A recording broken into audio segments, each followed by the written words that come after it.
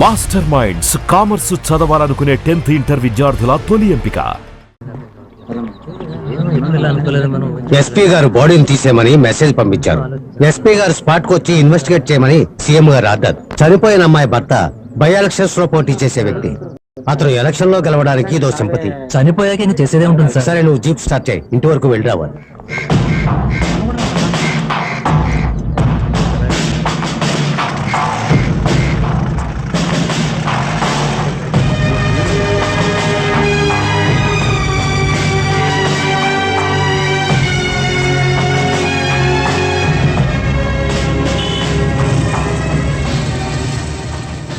ఏంటి ఇక్కడ ఇంతమంది ఉన్నారు? ఈ ఇంట్లో ఒక ఆవిడ చనిపోయారు. ఎలా చనిపోయింది? ఎలా చనిపోయిందో తెలీదు, కానీ ఉదయాన్నే చూసేసరికి చనిపోయింది. ఒకవేళ ఆత్మహత్య అయి ఉండొచ్చు. ఓహో అలాగా.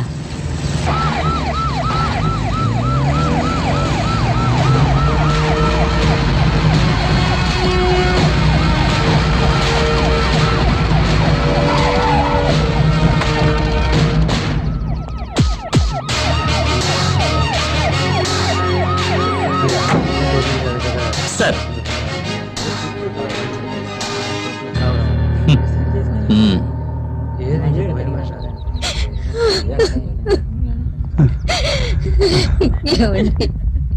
మన రమ్యకప్పుడే 100 ఏళ్ళు నిండిపోయాయా? ఎప్పుడు వచ్చారు? కాసేపు అయింది. పని ఉంది, బయలుదేరుతాను. వాళ్ళెవరు? చనిపోయిన అమ్మాయి వాళ్ళ తల్లిదండ్రులు సార్. రమ్య తండ్రి ప్రభాకర్ రావు గారు, తల్లి గీత గారు. అక్కడ కూర్చున్న అబ్బాయి ఎవరు? తెలియదు సార్. చనిపోయిన రమ్య గారి cousin brother sir.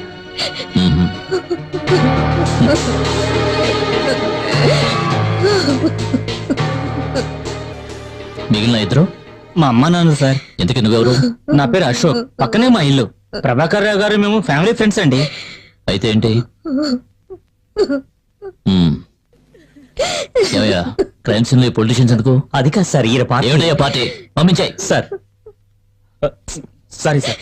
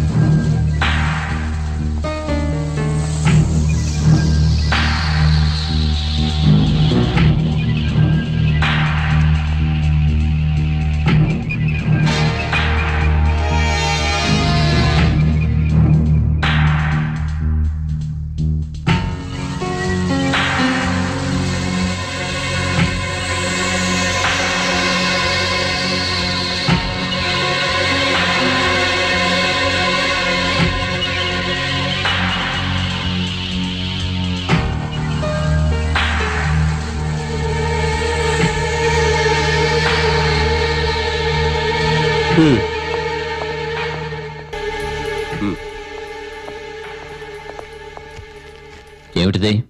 Rot poison sir. ఎక్కడ దొరికింది? మంచం మీద దొరికింది సార్. తేనెలో దీన్ని కలుపుకుని తాగి ఉంటారు సార్. Sorry sir.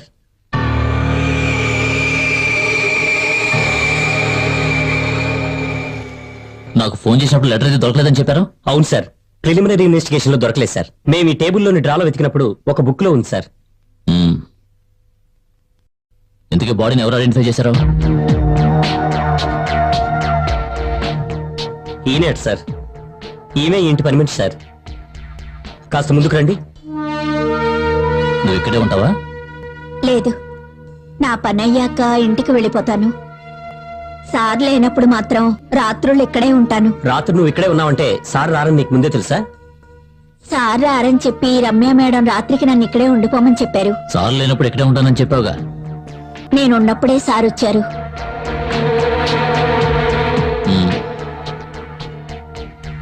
ఆ తర్వాత ఏం చేసావు? నేను ఇంటికి వెళ్ళిపోయాను. చెప్పకుండానా? నేను చెప్పే వెళ్ళాను. ఆ సమయంలో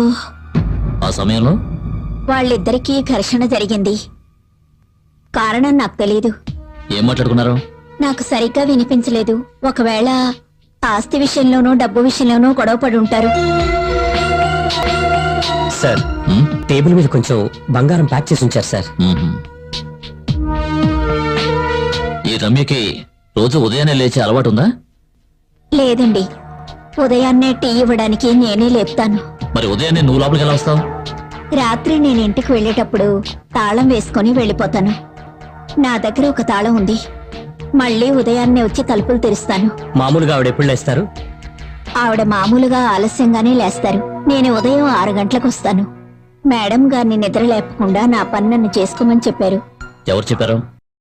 మోహన్ గారు.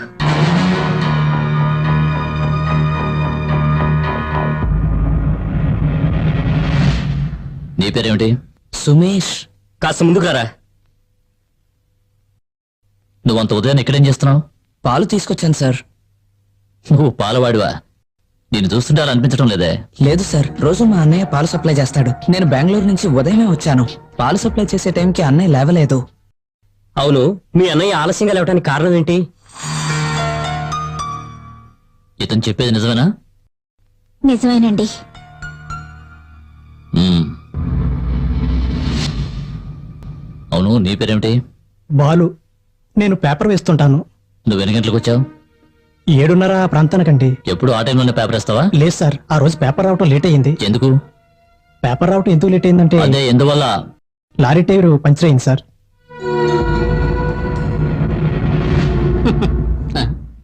తమరి నామధేయం? త్రినాథ్ని. నేనే పోలీసులకు ఫోన్ చేసి చెప్పాను.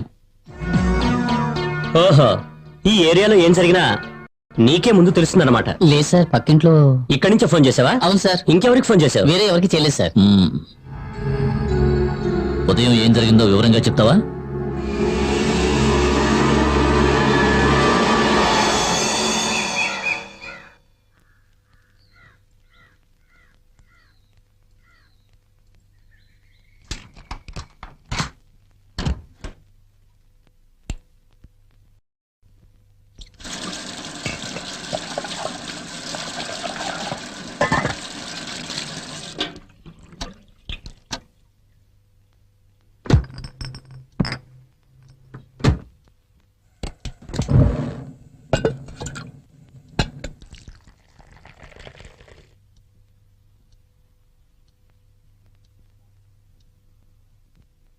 అమ్మా, రమ్యమ్మా, అమ్మా,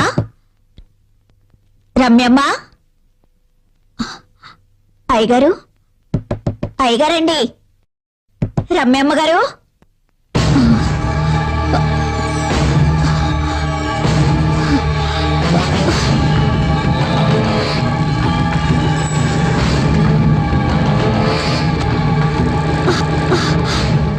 ఏమైంది? ఎందుకు ఆ కంగారు? ఏమైందో తెలియడం లేదు. పిలిస్తే ఎవరూ పలకడం లేదు.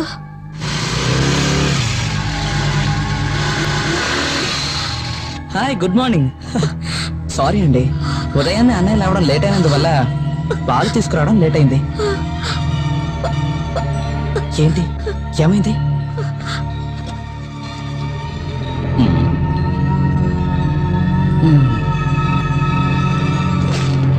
ఏంటి అక్కడ నిలబడిపోయావు? మిగతా వాళ్ళ ఇంట్లో పేపర్లు వేయవా?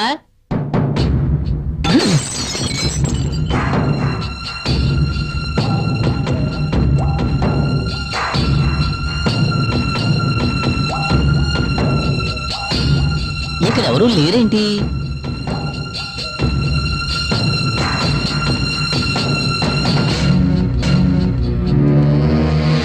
ఏంటి, ఏమైంది? లోపల ఎవరు కనిపించడం లేదు. నిన్న రాత్రి నేను ఇంటికి వెళ్ళేటప్పుడు వాళ్ళిద్దరూ ఉన్నారు. ఆ తర్వాత ఏం జరిగిందో మనకు తెలియదు కదా. నిన్న రాత్రి 8 గంటలకి మోహన్ బైక్ లో బయటికి వెళ్ళాడు. రమ్య ఇంట్లోనే ఉంది. రాత్రి 11 గంటలైనా మోహన్ ఇంటికి రాలేదు. ఒకవేళ వచ్చుంటే బైక్ శబ్దం నాకు వినిపించదు కదా. ఇక్కడ ఆడమనిషి కాళ్ళు కనిపిస్తున్నాయి. నేల మీద పడుకుని ఉన్నారు. ఎక్కడ ఎవరు కనిపించట్లేదే. కాస్త కింద నుంచి చూడండి, కనిపిస్తుంది. కనిపిస్తుందా? ఇప్పుడు కనబడుతుంది. తల కనబడలేదు, కాళ్ళు కనబడుతున్నాయి. అమ్మా, రమ్మేమ్మ, ఏం జరుగుతుందో ఆవిడకి ఏమైందో ఏమిటో. ఇప్పుడు ఏం చేయాలో అర్థం కావట్లేదే. ప్రాణం ఉంది, కాళ్ళు కదలడం నేను చూశాను. అయ్యో దేవుడా. రమ్మేమ్మ, వచ్చేస్తుంది, వేయండి. ఏమైందమ్మా?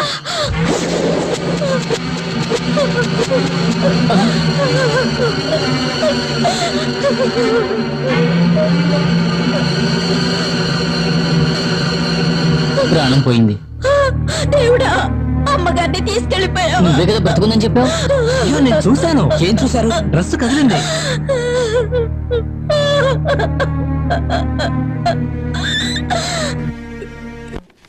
ఒక అనుకోని దుర్ఘటన జరిగిన ఇంటి నుంచి పోలీసులకు ఇన్ఫార్మ్ చేసిన తర్వాత ఆ ఫార్మాలిటీస్ ఏమిటో నీకు తెలుసా? ఆవిడకి ప్రాణం ఉందని మా వాడు చెప్పాడు. అందుకే హాస్పిటల్ తీసుకెళ్లి చెక్ చేయించాలని మాకు అనిపించలేదు. ప్రాణం ఉందని ఎవరు చెప్పారు? వాడు ప్రాణ భయంతో పారిపోయాడు. వాడేంట్రా? తెలీదు సార్. తెలీదా? అవును సార్, స్టేషన్ కి ఫోన్ చేయాలని నేను ఆ రూమ్ లోకి వెళ్ళాను. మిగతా వాళ్ళందరూ అప్పుడు ఇంట్లోకి వచ్చారు కదా. అతన్ని ఇంతకు ముందు ఎప్పుడైనా చూసారా? లేదు సార్. ఫోన్ చేసిన తర్వాత నువ్వేం చేస్తున్నావు? ఇంటికి తాళం పెట్టి వెళ్ళిపోయాను సార్. ఇంటికి తాళం ఎందుకు పెట్టావు? అప్పటికే చుట్టుపక్కల జనాలందరికీ విషయం తెలిసి రావడం మొదలు పెట్టారు. వచ్చిన వాళ్ళందరూ ఇంట్లోకి వెళ్ళడం మంచిది కాదని. ఓహ్, అబ్బో, నువ్వేమైనా సెక్యూరిటీ గార్డు అనుకుంటున్నావా? అయితే మీరెవరూ ఆ వ్యక్తిని గమనించలేదు. ఆ? అవును సార్, అప్పుడున్న పరిస్థితుల్లో ఎవరూ ఆ విషయాన్ని గమనించలేదు. Excuse me please. వీళ్ళందరూ అడ్రస్ తీసుకుని పంపించండి. సార్.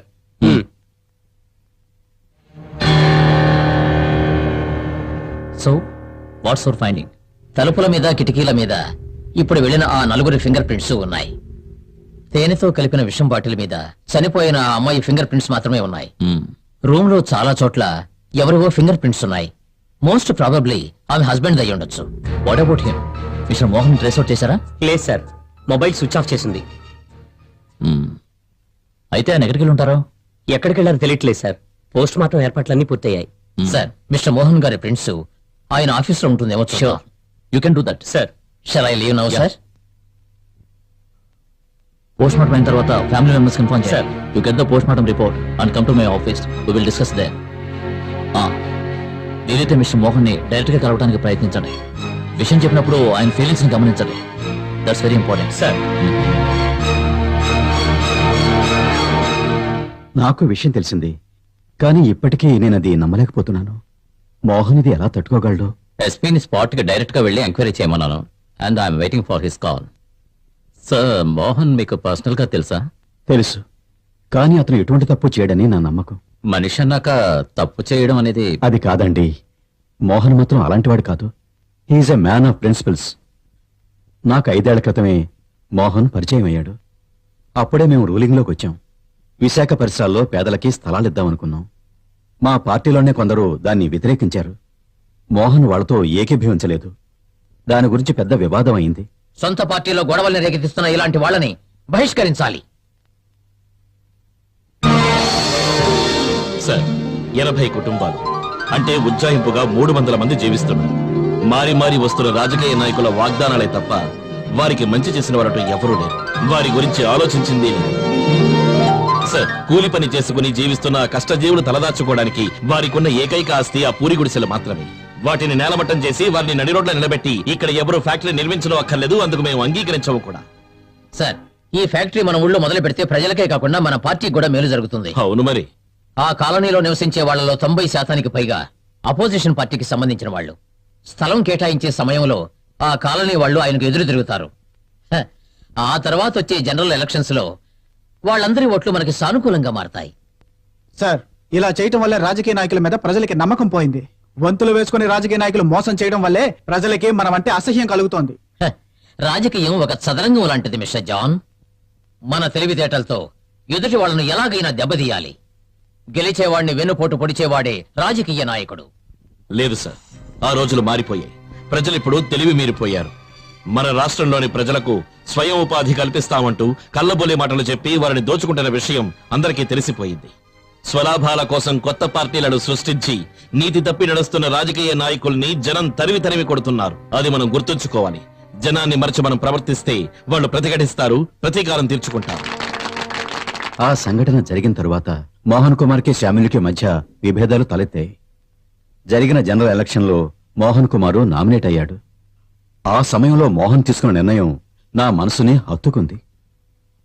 వద్దు సార్, నాకు ఈ సీటు వద్దు. మోహన్, ఏమిటసలు నీ మొండితనం? ఒక్కొక్కరు సీట్ సంపాదించడం కోసం ఎన్నో అడ్డమైన పనులు చేస్తున్నారు. వాళ్ళ స్వార్థం కోసం పార్టీని రెండుగా చీల్చేస్తున్నారు. ఒక ఎమ్మెల్యేగా ఉన్న నన్ను మంత్రిని చేస్తానన్నందుకు నాకు సంతోషంగానే ఉంది. కానీ నాకంటే సీనియారిటీ అర్హత ఉన్నవాడు పార్టీలో ఉంటుండగా నాకే సీట్ ఇవ్వడం అంత మంచిది కాదు సార్. ఇంతకు నువ్వు అనేది ఎవరి గురించి? ఇబ్రహీం సార్. పార్టీ కోసం అహర్నిశలు పాటుపడుతున్న ఆ మంచి వ్యక్తిని మనం విస్మరించకూడదు సార్. నీలాంటి వాడు ఉండటం మా పార్టీకి గర్వకారణం. నువ్వు live example. I'm proud of you. Mohan సత్ప్రవర్తనతో ఇబ్రహీం గారు చాలా సంతోషపడ్డారు. ఆ తర్వాత 2 నెలల్లో మోహన్కి పెళ్ళయింది. ఈ మధ్యనే ఇబ్రహీం గారు హార్ట్అటాక్తో చనిపోవటం వల్ల ఆ పోస్టుకి తగిన వారు ఎవరని అందరం ఆలోచించాం.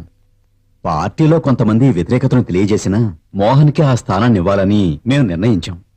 అప్పుడు బై ఎలక్షన్స్ లో మోహన్ నిలబడ్డాడు. అతన్నిప్పుడు నేరస్తుడని చెప్తున్నారు. I can't believe this.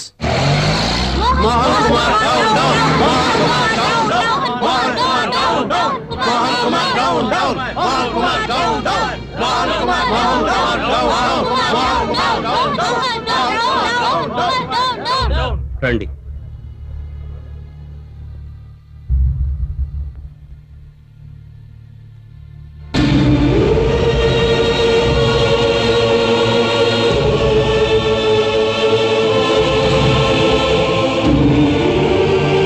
ఎవరైనా హస్బెండ్.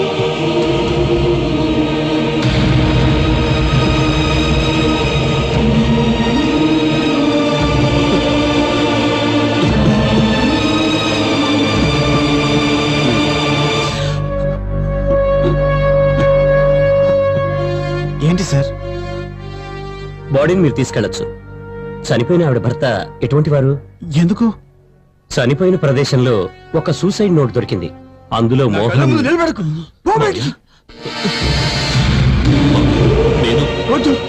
నువ్వు ఇంకేం చెప్పకు. ఈ క్షణం నుంచి నా కంట పడకు. నా కూతురు కంటి పాపలా చూస్తున్నాడు. దాన్ని చంపేశావు కదరా. నా కంటి ముందు నిలబడకు.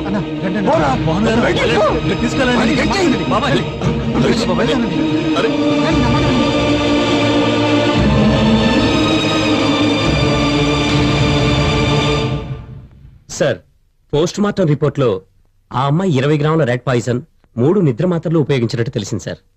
అదేవిధంగా మరణం సంభవించింది రాత్రి 11-12 గంటల మధ్యలో సార్. మరణం సంభవించడానికి కారణం కార్డియోజెనిక్ స్ట్రోక్ సార్. అది మాత్రమే కాకుండా ఇదొక ఇన్స్టెంట్ డెత్ అన్నది డాక్టర్ గారి అభిప్రాయం. విషాన్ని తీసుకున్న వెంటనే ఆ మరణించి ఉండాలి సార్. ఇది ప్లాన్ మర్డర్ అయితే 2 విధాలుగా జరిగి ఉండొచ్చు. ఒకటి, ఎవరైనా బలవంతంగా విషం పట్టించడం. ఆవిడ ముఖాన్ని బట్టి చూస్తుంటే ఆవిడికి ఎవరూ బలవంతంగా విషం పట్టించి ఉండరని తెలుస్తోంది. ఒకవేళ ముందుగానే పాలలో విషం కలిపిన తేనెను కలిపి అక్కడ పెట్టుంటే? చనిపోవడానికి ముందు రమ్య పాలు తాగినట్టు పోస్ట్ మార్టం రిపోర్ట్ లో ఉంది. రమ్యకి పడుకునే ముందు పాలు తాగే అలవాటు ఉందని పని మనిషి కూడా చెప్పింది. సార్, తెలియక తాగడం అంటే ఇట్స్ ప్రాక్టికల్లీ ఇంపాసిబుల్. ఎందుకంటే ఎటువంటి విషయమైనా తాగే వాళ్ళకి ఆ రుచిని బట్టి తేడా తెలుస్తుంది సార్. తను కన్జ్యూమ్ చేసింది rat poison sir. It smells very pungent sir. ఇంకో విధంగా ఆలోచించాల్సిన అవసరం లేదు సార్. ఇది ఒక ఆత్మహత్య అని మనకు క్లియర్ గా తెలుస్తోంది. ఎందుకంటే తను లోపల తాళం వేసుకుంది. అది మాత్రమే కాకుండా సూసైడ్ నోట్ లో handwriting Ramya handwriting అని కన్ఫర్మ్ అయింది. Now come to the real question. Why? ఎందుకు అలా చేసింది? దాని గురించి మిస్టర్ మోహన్ గారిని అడగాలి సార్.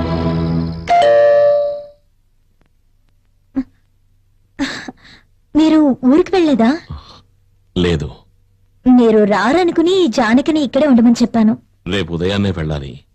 ఇవాళ ఒక అతను నాకు డబ్బిస్తా అన్నాడు, కానీ అది చేతికి అందలేదు. అవును, అంత అర్జెంటుగా ఎందుకు? ఇక మీదటే కదా ఖర్చు మొదలయ్యేది. పోస్టర్లు కొట్టించాలి, పబ్లిసిటీకి చాలా ఖర్చు అవుతుంది. జాన్ కూడా ఊరికి వెళతాను అన్నాడు, కానీ డబ్బు లేకుండా వెళ్ళి ఏం ప్రయోజనం? పార్టీ వాళ్ళు ఏమి ఇవ్వలేదా? నామినేషన్ ఫైల్ చేశాం కదా, కాస్త టైం పడుతుంది. ఇంకెవరి దగ్గరైనా ట్రై చేయొచ్చుగా. ట్రై చేయొచ్చు, కానీ రేపదో పెద్ద కమిట్మెంట్ గా మారుతుంది. నేను ఇంతవరకు ఎవరి దగ్గర ఏది కమిట్ అవ్వలేదు. ఇకపై కూడా అలాగే ఉండాలనుకుంటున్నా. ఏమండి, ఈ కాలం రాజకీయాల్లో నీతిగా నిజాయితీగా ఉంటే కుదిరే పని కాదు. నువ్వు నాకేమి రాజకీయాలు నేర్పించక్కర్లేదు. సర్లేండి. ఇప్పటికి కాస్త డబ్బు అరేంజ్ చేయగలిగితే పార్టీ ఫండ్ వచ్చాక తిరిగి ఇచ్చేస్తాను. అయితే ఇప్పుడు ఎవరి దగ్గర అడగాలి? నాన్న దగ్గర అడిగితే? ఆహా, అదేం వద్దులే. ఏ, మా నాన్న ఇచ్చేది డబ్బు కాదా? నిజమే, కానీ ఆ డబ్బు పావుగా మారి నా పేకి చుట్టుకుంటుందని నాకు తెలుసు. అదేంటి? అదేంటో చెప్పినా కూడా నీకు అర్థం కాదులే. ఎందుకంటే మీ నాన్న వక్రబుద్ధిని అర్థం చేసుకునేంతగా నీకింకా తెలివి పెరగలేదు. మీరెప్పుడు మా నాన్నని తప్పు పడుతూ ఉంటారు, అది నాకు అసలు నచ్చదు. అందుకే మీ నాన్నని అడగద్దు అన్నాను. నువ్వు మాత్రం మనసు పెడితే ఈ సమస్య తీరిపోతుంది. ఎలాగా? నీ బంగారం తాకట్టు పెట్టడానికి ఇస్తే చాలు. ఓహో, అయితే మీ మనసులో ఉద్దేశం అదనమాట. మీరు ఏమనుకున్నా సరే నాకు బాధ లేదు, నేను మాత్రం నా బంగారాన్ని ఇవ్వను. నీకు నా మీద నమ్మకం లేదా? ఎలా నమ్మమంటారు? నెల రోజుల్లో తిరిగిస్తానని చెప్పి నా అకౌంట్ లోంచి 2 లక్షల రూపాయలు తీసుకోలేదు, ఇంతవరకు తిరిగి ఇవ్వలేదు. 3 సంవత్సరాలైంది. ఏమండి, నేను ఒకటి చెప్పనా? నా బంగారం మాత్రం మా నాన్న ఇచ్చింది కాదా? అదిస్తే మాత్రం తీసుకుంటారా? ఓహో, గొప్ప తండ్రి. మా నాన్న ఏం చేశారు? ఆయన రాజకీయాల్లో ఉన్నారు, కానీ కుటుంబాన్ని బాగానే చూసుకునేవారు. అంతేకాక మా నాన్న ఏ లోటు చేయలేదు. బట్ ఇప్పుడు మీ నాన్న ఎలా డబ్బు సంపాదించాడో ప్రజలందరికీ కూడా తెలుసు. మీ దృష్టిలో మా నాన్న దుర్మార్గుడే అయి ఉండొచ్చు, కానీ ఆయన నాకు దేవుడు. తండ్రి పేరు తెలియని మీకు ఆ విలువేంటి? అవునే, తండ్రి పేరు తెలియని వాణ్ణి. పుట్టినప్పటి నుంచి ఈ ప్రశ్ననే పదే పదే అడుగుతున్నాను, కానీ ఈ మాట ఎవరన్నా కూడా సహించేవాణ్ణి. నువ్వు ఈ మాట అంటే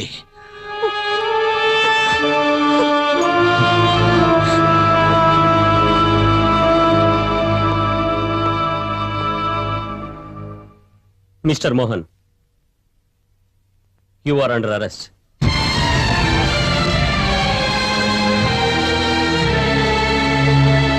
నేనొక ప్రతిపక్ష నాయకుడిగా ఇక్కడికి రాలేదు.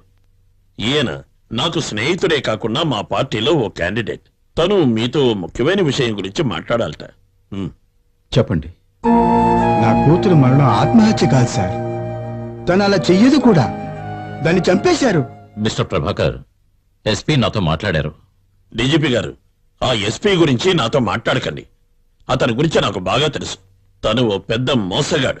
ఏమండోయ్, మీరు రాజకీయాల్లోనే ఉన్నారు కదా, అందరికీ ఒకేసారి సాయం చేయమంటే మేం మాత్రం ఎలా చేయగలం చెప్పండి. అందరికీ సహాయం చేయమని నేను చెప్పడం లేదు.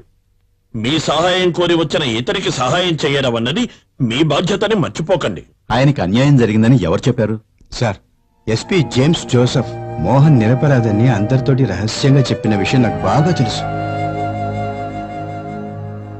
నేను ఎవరినో నిందించాలనే ఉద్దేశంతో చెప్పడం లేదు, కానీ నా కూతురు ఎలా చనిపోయిందన్న కారణం ఖచ్చితంగా నాకు తెలియాలి. మిస్టర్ డీజీపీ, మీ ఉద్దేశం ఏమిటి? మిగిలిన వాళ్ళని ఎంక్వైరీ చేస్తే తెలుస్తుంది సార్. ఈ కేసుని మీకిష్టం వచ్చిన ఆఫీసర్కి మీరు అప్పగించకండి. శ్యామ్ ప్రసాద్ గారికి అప్పగించండి. శ్యామే ఇన్వెస్టిగేట్ చేయాలని మీరెందుకంత ఉబరాట పడుతున్నారు? అలా అడిగారు, చాలా బాగుంది. శ్యామ్ ప్రసాద్ గారి ఈ కేసు టేకప్ చేస్తే నిజానిజాలు ఖచ్చితంగా బయటపడతాయి. సరే, మేము ఆలోచిస్తాం. మీరు ఆలోచించుకోండి, కానీ ఒక విషయం మర్చిపోకండి. మా ప్రతిపక్షాల వాళ్ళం ఇంతవరకు ఓర్చుకున్నాం. ఇక ఈ వ్యవహారాల్లో ఏవైనా జరిగితే మేము ఊరుకోం, తెలుసు కదా. పదవేద్దాం. సార్, ఒక విధంగా చూస్తే శ్యామ్ ఈ కేసుని టేకప్ చేస్తే మనకు ఉపయోగంగా ఉంటుంది. అంతేకాదు, ప్రతిపక్షాల ఒత్తిడి ఉండదు. పైగా మోహన్ కుమార్ నిరపరాధిని శ్యామ్ నిరూపించగలిగితే అందరూ నమ్ముతారు. ప్రజలకు శ్యామ్ మీద అంత నమ్మకం ఉంది. ఆ విషయం నాకు తెలుసు, కానీ ఈ కేసు విషయంలో శ్యామ్ మీద నాకు నమ్మకం లేదు. ఎందుకంటే శ్యామ్ కి మోహన్ కుమార్ కి మధ్య చాలా కాలంగా శత్రుత్వం ఉంది. I don't get you sir. Oh, మీరు ఇప్పుడే ట్రాన్స్ఫర్ అయ్యారు కదా. ఇది అందరికీ తెలిసిన విషయమే. శ్యామ్ తండ్రికి పెళ్లికి ముందు మరో స్త్రీకి పుట్టినవాడే ఈ మోహన్ కుమార్. అందుకే శ్యామ్కి అతని తల్లికి కూడా మోహన్ అంటే అస్సలు పడదు. కుటుంబంలో గొడవలు చెలరేగి శ్యామ్ తండ్రి ఆత్మహత్య చేసుకున్నాడు. ఆ తర్వాత శ్యామ్ తల్లి కూడా ఎక్కువ కాలం బతకలేదు. శ్యామ్ పాయింట్ ఆఫ్ వ్యూలో ఏమిటంటే, తన కుటుంబంలో జరిగిన అన్ని దుర్ఘటనలకి కారణం మోహనం పుట్టడం వల్లే. ఆ పగతో శ్యామ్ ఒకవేళ... బట్ సార్, నాకు తెలిసినంత వరకు Shyam he's a man of integrity and commitment. ఈ ఒక్క కారణంతో మాత్రం మోహన్ మీద పగ తెచ్చుకుంటాడని నేను అనుకోవడం లేదు. If Mohan is innocent. నీకు ఈ విషయాన్ని తెలుసు? మాధవరావు గారే నాకు ఈ విషయం చెప్పారు. శ్యామ్ ఈ కేసుని ఇన్వెస్టిగేట్ చేస్తున్నాడు అంటే దీనంతటికీ కారణం ప్రభాకర్ గారే అన్నయ్య. ఏం జాతకమో నాది. ఏమంటావు జాన్? తండ్రి ఉన్నప్పటికీ తండ్రి లేనివాడనే బిరుదు దక్కింది. ఏంటన్నయ్య ఇది? మాకు ధైర్యం చెప్పాల్సిన నువ్వే ఇలా దిగులు పడితే ఎలా? నువ్వు అనవసరంగా కృంగిపోకు. కృంగిపోవడం కాదు జాన్, నా వెనక నుండి నాకు వ్యతిరేకంగా కొన్ని దుష్ట శక్తులు నా గొంతుకు ఉచ్చు బిగిస్తున్నారని నాకు బాగా తెలుసు. మోహన్ అన్నయ్య, ఆ? ఈ రోజు పొద్దున్న పార్టీ మీటింగ్ జరిగింది. నీకు బదులుగా ఆ స్థానంలో నన్ను నిలబెట్టాలని పార్టీ వాళ్ళందరూ అభిప్రాయపడుతున్నారు. మంచి విషయమే కదా. ఆ జాన్ శామ్యూల్ మన పార్టీ నుంచి తప్పుకున్నాడు. మంచిది, వాడొక దొంగరా. నిజం చెప్పాలంటే నాకు ఇది ఇష్టం లేదు. నువ్వు ఉండాల్సిన పదవిలో నేనుండడం పద్ధతి కాదనయ్యా. వద్దు జాన్, మనల్ని నమ్ముకున్న ప్రజల్ని మనం మోసం చేయకూడదు. ఇబ్రహీం సార్ కన్న కలల్ని మనం తప్పక నెరవేర్చాలి. అది కేవలం నువ్వు మాత్రమే చేయగలవు. All the best. మోహను నేను మంచి స్నేహితులం. తను మినిస్టర్ కావాలని కోరుకునే వాళ్లలో నేను కొన్ని. నిజం చెప్పాలంటే అతనికి ఎదురుగా ఒక వీక్ క్యాండిడేట్ నిలబడ్డాడు. కానీ తను ఇంత ఈజీగా గెలుస్తాడని నేను అనుకోలేదు. అయినా ఈ రోజుల్లో అసలు ఎవరిని నమ్మలేకపోతున్నాం. మీరు చెప్పేది అక్షరాల నిజం. ఈ లోకంలో మేకవన్నె పులిలా జీవించేవాళ్ళు చాలా మంది ఉన్నారు. అసలు విషయం చెప్పలేదు. ఈ ఇన్వెస్టిగేషన్ టీంలో డిటెక్టివ్ చంద్రశేఖర్ ని కూడా ఇన్వాల్వ్ చేయొచ్చు కదా. సారీ సార్, ఇంతకు ముందు అతనికి అప్పగించిన కేసు వల్ల చాలా చెడ్డ పేరు వచ్చింది. గొప్పవాడని నేనేమీ చెప్పడం లేదు. వాడు శుద్ధ వేస్ట్. నేను చెప్తాను, మీరు ఆ పని చేయండి. శ్యామ్ తో పాటు అతన్ని ఇన్వెస్టిగేషన్ కి వెళ్ళమనండి. ఇన్వెస్టిగేషన్ మొదలయ్యే ముందు ఇన్ఫార్మ్ చేయండి. అదొక్కటే మీ ఉద్దేశం కాదని నాకు బాగా తెలుసు. అదేమిటి అలా అన్నారు? శ్యామ్ ఒక కేసు టేకప్ చేస్తే దాని డీటెయిల్స్ అన్ని మీకు అందజేస్తాడని ప్రతి ఒక్కరికి తెలుసు. అలాంటప్పుడు చంద్రశేఖర్ ని ఇన్వాల్వ్ చేయమంటున్నారంటే? బై ద బై, ఈ శ్యామ్ ఇప్పుడు ఎక్కడున్నాడు?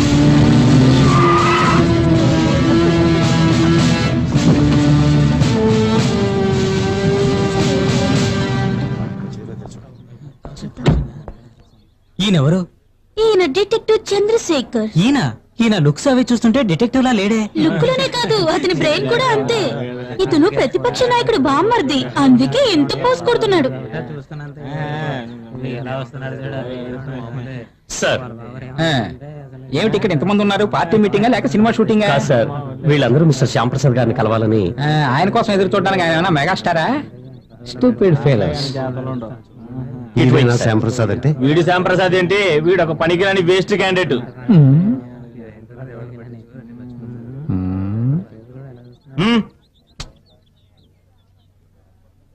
వీడొకడు. ఈ శ్యామ్ ప్రసాద్ ఏమిటి రెండు తలలు ఉన్నాయా? లేదు సార్, ఆయన తెలివితేటలతో ఎన్నో కేసులు సాల్వ్ చేశారు. అవును, ఎన్నో తెలివితేటలతో అతను సాల్వ్ చేశాడని నువ్వే చెప్పాలి. అతని కోసం ఇలా తెలివి తక్కువ వాళ్ళందరూ బుద్ధి లేకుండా నుంచుని ఉన్నారు. వాడు ఏమన్నా దేవుడా ఏమిటి? శ్యామ్ ప్రసాద్ గారు వచ్చేసారు. Yes, it's him.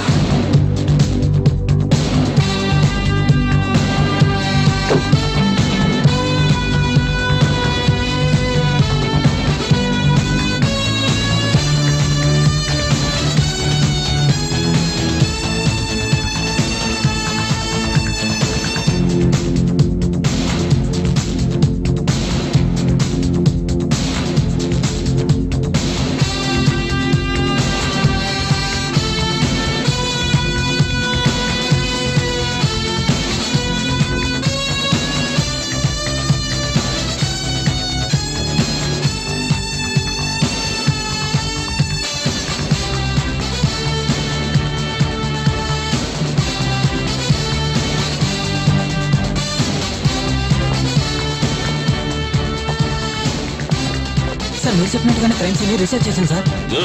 సార్, మీరు ఎన్నో పెద్ద కేసులు డీల్ చేశారు. అలాంటి మీరు సాధారణమైన సూసైడ్ కేసుని టేకప్ చేయడానికి గల రహస్యం ఏంటి? రహస్యాన్ని రహస్యంగానే ఉంచాలి. అది మీతో చెప్తే ఎలా? సార్ ప్లీజ్ చెప్పండి సార్. నేను ఇప్పుడే కదా ఇక్కడికి వచ్చాను. నన్ను కాస్త నా పని చేసుకోనివ్వండి. Thank you, bye, appreciated. Thank you. Hello, you are 15 minutes late. ఎప్పుడు వచ్చారు? మీకంటే నేను 10-15 నిమిషాల ముందే వచ్చాను. అవునా? మంచి డిటెక్టివ్ అన్నవాడు టైం కీపప్ చేయడం బాగా నేర్చుకోవాలి నాలాగా. నాకు ఎప్పుడైనా పని ఉంది అంటే 1 గంట ముందే ఉంటాను. మనకు అంతకంటే పనే ఉంది గనక వస్తాను. అయ్యో గాలి తీసేస్తున్నాడు.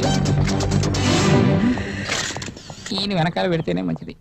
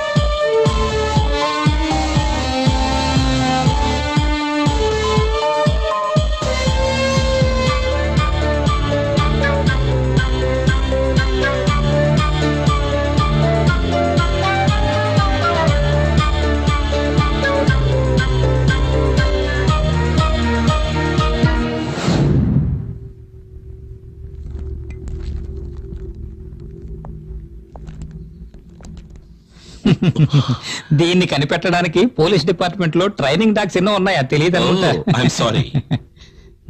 You carry on. ఓకే.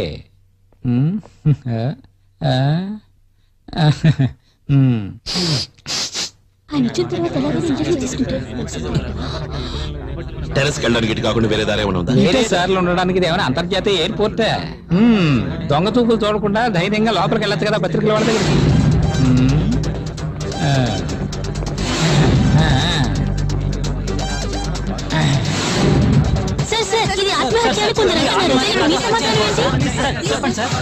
అనుకోండి మిస్టర్ శ్యామ్ ప్రసాద్, మేము కూడా మీలాగే పబ్లిక్ కోసం వర్క్ చేసే సర్వెంట్స్. ఈ కేసు గురించి మేము పబ్లిక్ తెలియజేయాల్సిన డ్యూటీ ఉంది, అవసరం ఉంది. We are there to make them aware of the situation. That's your problem. జనాలు ఆసక్తి చూపించే కేసు ఇది. ఈ కేసుని ఇన్వెస్టిగేట్ చేయడానికి మీరు ఇక్కడికి వచ్చారు. ఇంకా కొన్ని గంటల వ్యవధి లోపుగానే ప్రజలు ఆసక్తితో మా సమాచారం కోసం ఎదురు చూస్తారు. మేము వాళ్ళని తృప్తిపరచనక్కర్లేదా? మీరు వాళ్ళని తృప్తిపరచాలన్నది నా ప్రాబ్లం కాదు, అర్థమైందా? I'm sorry.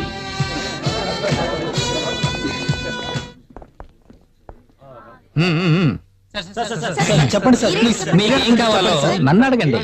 రమ్య గారిది సూసైడ్ కాదు, ప్రీ ప్లాన్డ్ మర్డర్ అని కొన్ని వివాదాలు వినిపిస్తున్నాయి. దీనికి మీ కమెంట్స్? అయ్యో, ఎవరో మీకు తప్పుడు ఇన్ఫర్మేషన్ ఇచ్చుంటారు. ఈ హత్య ఒక ఆత్మహత్య అని నేను ఖచ్చితంగా చెప్పను. అంత నమ్మకంగా ఎలా చెప్పగలుగుతున్నారు? సారీ, 2 ఫోటోలు కన్నా నేను అనుమతించను. మీకే చెప్పేది. ఏమడిగారు? ఇది ఆత్మహత్య అని మీరు అంత నమ్మకంగా చెప్తున్నారే, ఎలా కనిపెట్టారు? ఇది ఒక క్రైమ్ బ్రాంచ్ వాళ్ళు చేస్తున్నటువంటి పరిశోధనలను బట్టి, విధానాలను బట్టి నేను కనిపెట్టగలిగానంతే. ఇది నా తెలివితేటలతోటి కనిపెట్టినటువంటి మిస్టరీ. ఈ కేసులో నా కన్క్లూషన్ ఇది ఒక ఆత్మహత్యే. బట్ శ్యామ్ ప్రసాద్ గారు ఈ విషయంలో ఎందుకు మౌనం వహించారు? నాలా తెలివైన వాళ్లే సమాధానం చెప్పగలరు, తెలివి తక్కువ వాళ్ళు యూనో. తీసుకోండి still. Thanks.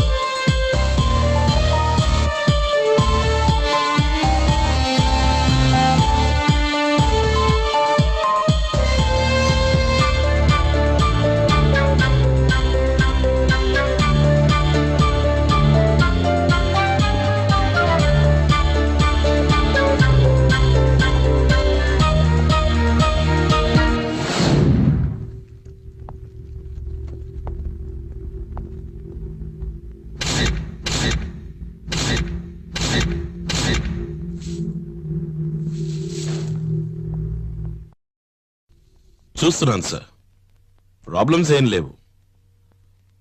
I think we can manage them. వద్దు, సబ్జెక్ట్లో వద్దు సార్. అంతకంటే మోహన్ ని గెస్ట్ హౌస్ కి పంపిస్తే బెటర్. ఇక్కడ పని అయిన వెంటనే ఎస్పీ గారు ఆఫీస్కి వెళ్తాను. ఇంకా ఏం నిర్ణయించుకోలేదు సార్. షూర్ సార్, నేను ఫోన్ చేస్తాను. ఎవరు ఫోన్ చేసింది? డీజీపీ. ఏం మాట్లాడారు? ఏం మాట్లాడాల? నా గురించి అడిగారా? ఏం లేదు.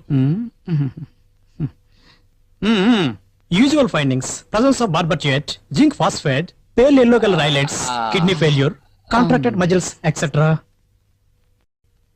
Eight Shyam, you smell something fishy?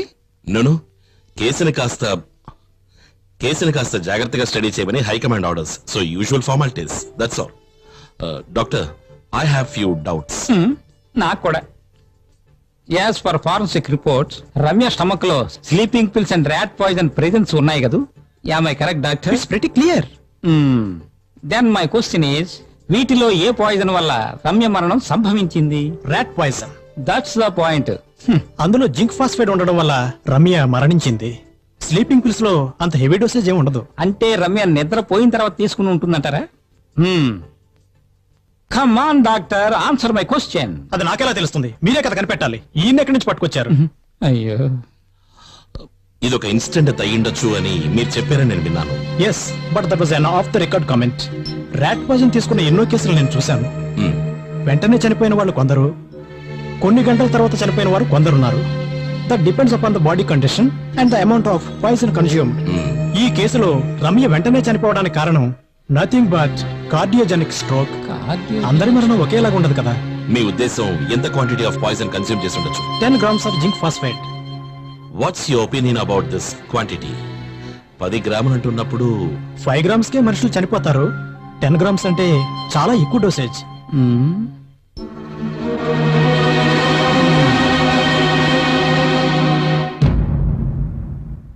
ఏమిటి, పై ఆఫీసర్లు మీకు అండగా ఉన్నారన్న ధైర్యంతో మాట్లాడుతున్నారా? అవునులేండి, అయినా మా మాటలు వాళ్ళ నమ్మరన్న విషయం నాకు బాగా తెలుసు. మాలాంటి మామూలు పోలీస్ ఆఫీసర్లతో కలిసి పనిచేయటం చిన్నచూపుగా భావించే మీరు ఈ కేసులో ఎందుకంత ఇంట్రెస్ట్ చూపిస్తున్నారు? నాకు జీతం ఇస్తున్న గవర్నమెంట్ నాకు పని అప్పచెప్పింది, దాన్ని నేను చేస్తున్నాను అంతే. ఓ, కర్తవ్య నిర్వహణ అన్నమాట. అదొక్కటే కారణం, అంతేగాని వ్యక్తిగతంగా ఎటువంటి ఇంట్రెస్ట్ లేదు అంటారు? Not at all. అటువంటిది ఏదైనా ఉండాలి అని మీరు ఆశపడితే దానికి నేనేం చేయలేను. Let's come to the point sir. వాళ్ళు ఎందుకు ఆత్మహత్య చేసుకుంటున్నారు అని ఇతరులు తెలుసుకోవాలన్న కారణం కోసమే కదా లెటర్ రాసి పెట్టేది. అలా రాసి పెట్టేవాళ్ళు సాధారణంగా అది ఈజీగా కంటికి కనిపించే స్థలంలోనే దాన్ని పెడతారు. కానీ ఈ కేసులో అలా జరగలేదే. బాగుంది. ఎన్ని సంవత్సరాల ఎక్స్పీరియన్స్ సర్వీసు నాకుందో మీకు తెలుసా? మీరు చెప్పిన అదే పాయింట్ గురించి నేను ఆలోచించాను. దాని గురించి అఫీషియల్ గా డిస్కస్ చేసి నేను ఒక కంక్లూజన్కి వచ్చాను. మానసిక క్షోభ వల్ల ఆత్మహత్య చేసుకోవాలనే నిర్ణయానికి వచ్చిన రమ్య ఒక లెటర్ రాసి పెట్టింది. ఆ తర్వాత ఏదో కారణం వల్ల ఆత్మహత్య చేసుకోవాలన్న తన నిర్ణయాన్ని మార్చుకుని జీవితాన్ని గడిపుండొచ్చు. ఆ తర్వాత తన కోపం తగ్గి లెటర్ ఎందుకు అని భావించి తీసుకెళ్లి ఎక్కడైనా దాచుండొచ్చు.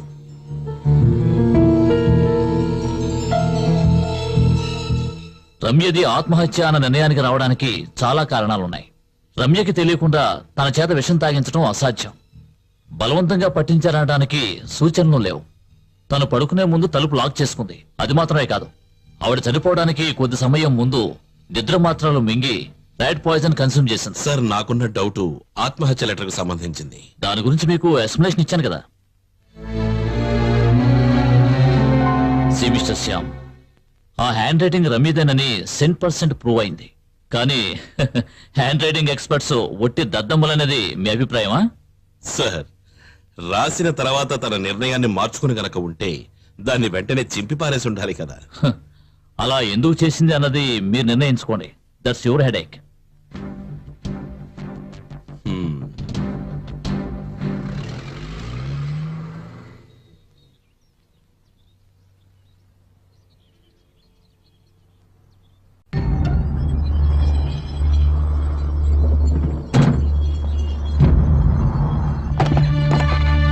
మీరంతా బయటే ఉండండి, ప్లీజ్ కమ్.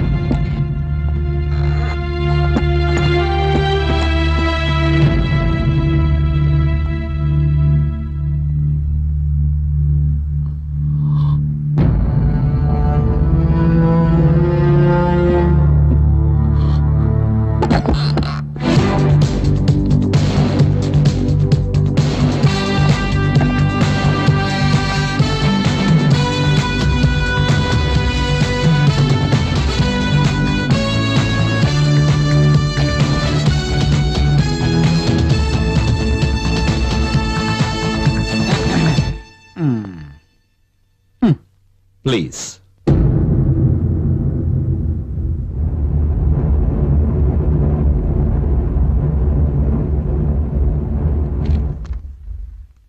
పేరు మోహన్ కుమార్, వయసు 37, father unknown. Mother late professor Saraswati madam, wife late Ramya Mohan.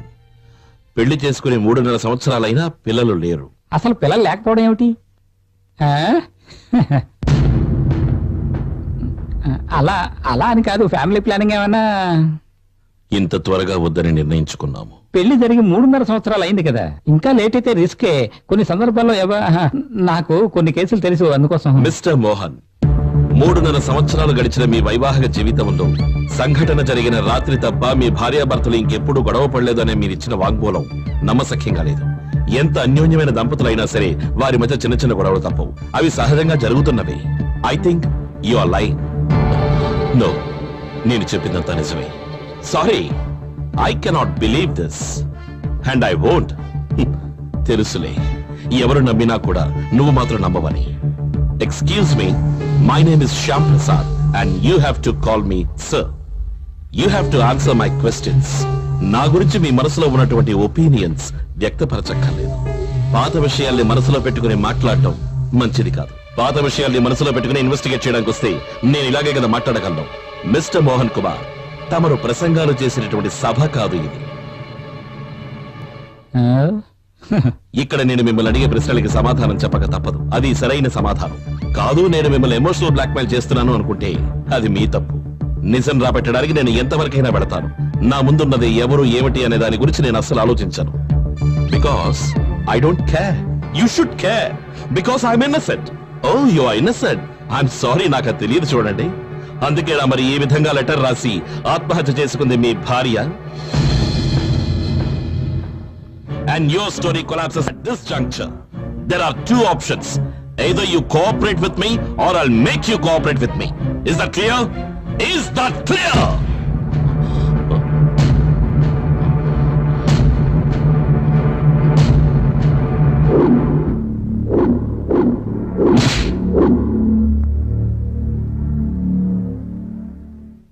ఆ రోజు మీరు ఎందుకు ఎలక్షన్ కమిటీ ఆఫీస్కి వెళ్ళారు? అప్పుడున్న నా మానసిక పరిస్థితుల్లో నేను మరి ఇంకెక్కడికి వెళ్ళగలను? అదీ కాక జాన్ నన్ను కలవాలని చెప్పాడట. ఆ సమయంలో ఎందుకు వచ్చావని జాన్ మిమ్మల్ని అడగలేదా? నేను వెళ్ళినప్పుడు అక్కడ జాన్ లేడు. మీకు సొంత ఇల్లు స్థలాలు ఉన్నాయి కదా, మీ ఆవిడ ఆస్తి కాకుండా. జనసంచారం లేకపోవడం వల్ల ఆ ఇల్లు నాశనం అయిపోయింది. మా అమ్మ చనిపోయిన తర్వాత నేను పెరిగింది, చదువుకున్నది అంతా అనాథాశ్రమంలో, సెయింట్ జోసెఫ్ ఆర్ఫనేజ్ లో. ఆ ఆశ్రమంలో నన్ను ప్రేమగా ఆదరించింది ఫాదర్ గ్యాబ్రియల్.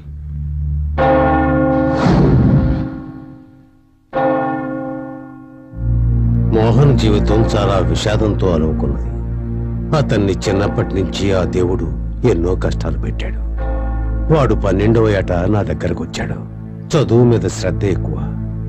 టాప్ ర్యాంకర్ గా SSLC రోతలు పాస్ అయ్యాడు. నాకు తెలుసున్న ఓ మంచి స్నేహితులతో చెప్పి ఓ పెద్ద కాలేజీలో జాయిన్ చేశాను. కానీ వాడికో సమస్య వచ్చి పడింది. కారణం ఓ కేసు వల్ల. అది స్పాన్సర్ చేసిన ఆయన కొడుకుని. మోహన్ కాలేజీకి వెళ్ళడం మానేశాడు. అసలు ఏం జరిగింది ఆ గొడవలో? వాడి జీవితంలో జరిగిన ప్రతి సంఘటన వాడి మనస్సుని గాయపరిచాయి.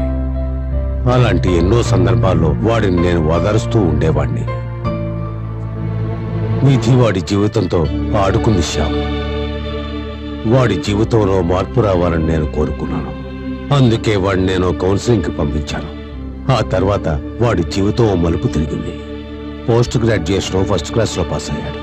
ఓ కాలేజీలో విజిటింగ్ లెక్చరర్ గా చేరాడు. ఆ సమయంలో వాడి దృష్టి రాజకీయాల మీదకు మళ్ళింది. వాడి ఆదాయం కూడా తగ్గింది. ఆ తర్వాత మీరు మోహన్ ని ఎప్పుడు కలిశారు? ఈ మధ్య జైల్లో కలిశాను. మోహన్ మీతో ఏం చెప్పాడు? ప్రత్యేకించి ఏం చెప్పలేదు. నా ఆరోగ్యం గురించి అడిగాడు. అతన్ని మీరేమీ అడగలేదా? వాడి కళ్ళల్లో ఎన్నడూ చూడని భయాన్ని చూశాను. ఎందుకని మీరు అతన్ని అడగలేదా? Because of you. వాడికి నువ్వంటే చాలా భయం. Okay, thank you father. God bless you. Shyam. Yes father. నేను మోహన్ సపోర్ట్ చేయడం లేదు. తన మనస్తత్వం గురించి చెప్పాను. తెలుసో తెలియకో మీ నాన్న చేసిన తప్పుకి మీ ఇద్దరూ శిక్ష అనుభవిస్తున్నారు. కానీ మోహన్ జీవితం అంతా ప్రజలకు సేవ చేస్తూ గడిపేయాలనుకుంటున్నాడు. శ్యామ్, నీకిప్పుడు ఆ పరిస్థితి ఎదురవ్వలేదు. అనుభవించే వాళ్ళకే ఆ బాధ తెలుస్తుంది. ఒకవేళ మోహన్ నిరపరాధి అయితే అతనికి శిక్ష పడడం న్యాయం కాదు. శ్యామ్, మోహన్ జీవితంలో ఎన్నో కష్టాలు అనుభవించాడు. ఇప్పటికైనా మోహన్ గురించి నీకు అర్థమవుతుందనుకుంటాను.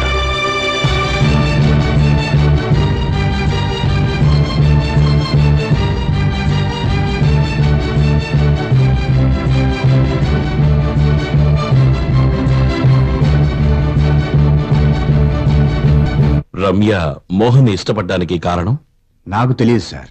సార్, నాకు తెలిసినంత వరకు మోహన్ వ్యక్తిత్వాన్ని రమ్య ఆదరించేది. ఏమిటా వ్యక్తిత్వం? తండ్రి పేరు తెలియని అనామకుడు సార్ వాడు. Correct correct.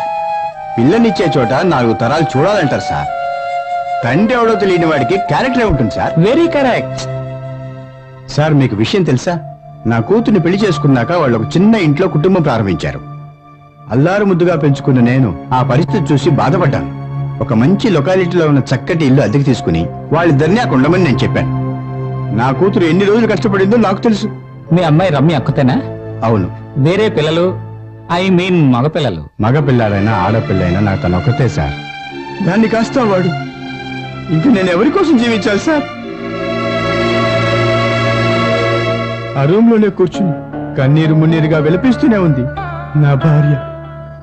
ఆమె కంట తడిపెట్టేసిన వాడు ఎట్టి పరిస్థితుల్లోనూ బాగుపడ్డా.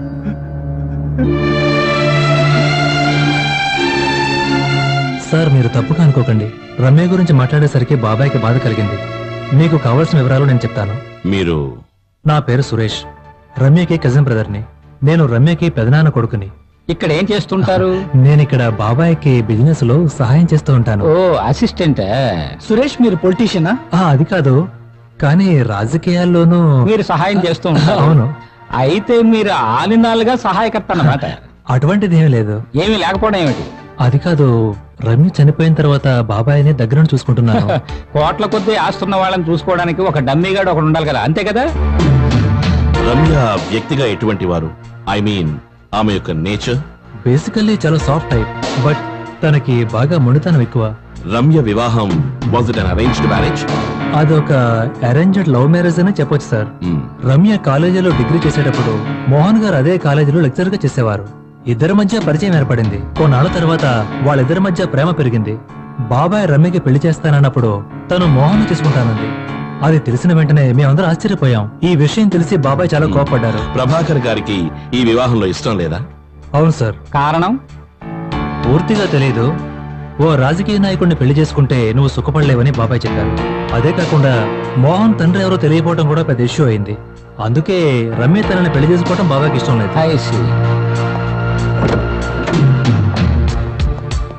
ఇదే సార్ రమ్య పర్సనల్ బెడ్రూమ్. ఇప్పుడు ఈ రూమ్ ని ఎవరు ఉపయోగిస్తున్నారు? ఇప్పుడు దీన్ని ఎవరు ఉపయోగించడం లేదు. ఎవరో ఒకరు ఉపయోగించాలి, లేకపోతే బూజు పడుతుంది. చాలా రిజర్వ్డ్ గా ఉన్న రమ్య ఒక వ్యక్తిని ఇష్టపడుతోంది అన్న వెంటనే అది వాళ్ళ పేరెంట్స్ కి షాక్ గా అనిపించింది. అవును సార్. మీకు కూడానా? లేదు సార్. వై? రమ్యకి రాజకీయాలంటే ఇష్టమని నాకు బాగా తెలుసు. రాజకీయ జ్ఞానం ఉండేది. అతని మినిస్టర్ పదవి, అతని లైఫ్ స్టైల్ ఇవన్నీ రమ్యను ఆకర్షించాయి. కానీ మోహన్ కుమార్ మంత్రిగా ఎన్నుకోబడలేదు కదా. కానీ అవుతాడనే నమ్మకం రమ్యకు ఉండేది.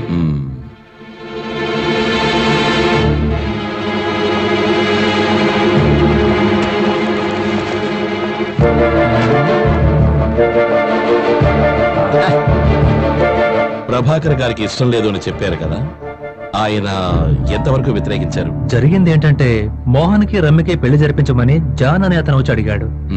అతను వచ్చినప్పుడు రమ్య లేదు. బాబాయ్ జాన్ ని నోటుకొచ్చినట్టు తిట్టి పంపించేశారు. ఆ విషయం రమ్యకి తెలిసాక చాలా పెద్ద గొడవైంది. నాకేం తెలుసు, బాబాయ్కి ఇష్టం లేదని తిరిగి పంపించేశారు. నా దగ్గర మర్యాదకైనా ఓ మాట చెప్పాలి కదా. వెంటనే పెళ్ళొద్దని చెప్పావు కదా. కానీ ఈ ప్రపోజల్ నాకు నచ్చింది. నాకేమాత్రం నచ్చలేదు. ఉద్యోగం సద్యోగం లేని రాజకీయవేత్త కాదు నాకు కావాల్సింది. మంచి హైలీ క్వాలిఫైడ్ పర్సన్ నాకు అల్లుడుగా రావాలని నా ఉద్దేశం. నేను వద్దన్నానుగా. ఏంటి రమ్య ఇది? నాన్నతో ఎలాగైనా మాట్లాడేది? చూడు తల్లి, ఈ రాజకీయ నాయకుల గురించి నీకు అస్సలు తెలియదు. వాళ్ళ ప్రొఫెషన్ అసలు స్థిరమైందే కాదు. అసలు ఏనాడు ఇంటి పట్టునుండరు. అది మాత్రమే కాదు, వచ్చిన సీట్ని కాల్దన్నుకుని ఆదర్శవంతుల్లా తిరుగుతున్నాడు ఆ మోహన్. అటువంటి వాడిని పెళ్లి చేసుకుని నువ్వు సుఖపడలేవు. ఎన్ని కష్టాలు వచ్చినా నేను ఎదుర్కొంటాను. వాడిని చేసుకోవడానికి నేను ఒప్పుకోను. నేను మేజర్ అయిన ఒక ఆడపిల్లని, ఏం చేయాలో నాకు తెలుసు. ఏదో మొండి ధైర్యంతో రమ్య అలా మాట్లాడింది. బాబాయి పిన్ని కృంగిపోయారు. అప్పుడు రమ్య కాలేజీలో చదివేదా? అవును, డిగ్రీ ఫైనల్ ఇయర్. తను చదువు పూర్తయ్యేంత వరకు పెళ్లి చేసుకోనని చెప్పిన రమ్య వెంటనే పెళ్లి చేసేసుకుంది. ప్రభాకర్ గారు దానికి సమ్మతించారు కదూ? బాబాయ్ ఒప్పుకోలేదు సార్. రమ్య అలా చేసిన తర్వాత తననెప్పుడు ఇంటికి రావద్దని, తన ముఖం చూడొద్దని బాబాయ్ తనతో గట్టిగా చెప్పారు. Okay, thanks for the information. Thank you. నా గాలి తీసేసాడే.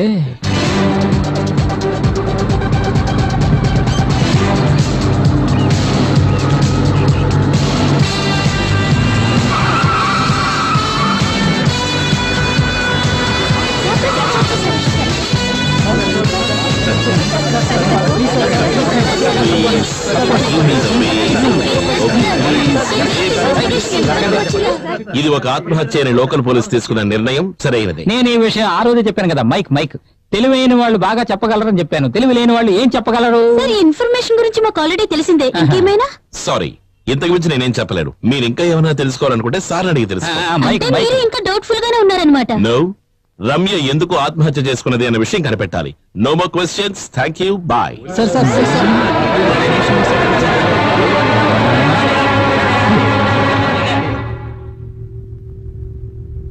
సార్, రమ్య గారు ఆత్మహత్య చేసుకున్నారని ఈ లెటర్ ద్వారా ప్రూవ్ అయిందిగా. మరి ఇంకెందుకు సార్ మనం కేసుని ఇన్వెస్టిగేట్ చేయటం? మనం ఇన్వెస్టిగేట్ చేస్తున్నది దాని గురించి కాదు, దీని గురించి. అన్ని సందేహాల్ని మీడియాతో ఓపెన్ గా చెప్పాలని అవసరం లేదుగా. I'm not sure, but I strongly doubt this letter is fabricated. Sir, Ashok వచ్చేసారు. Let him in. సార్,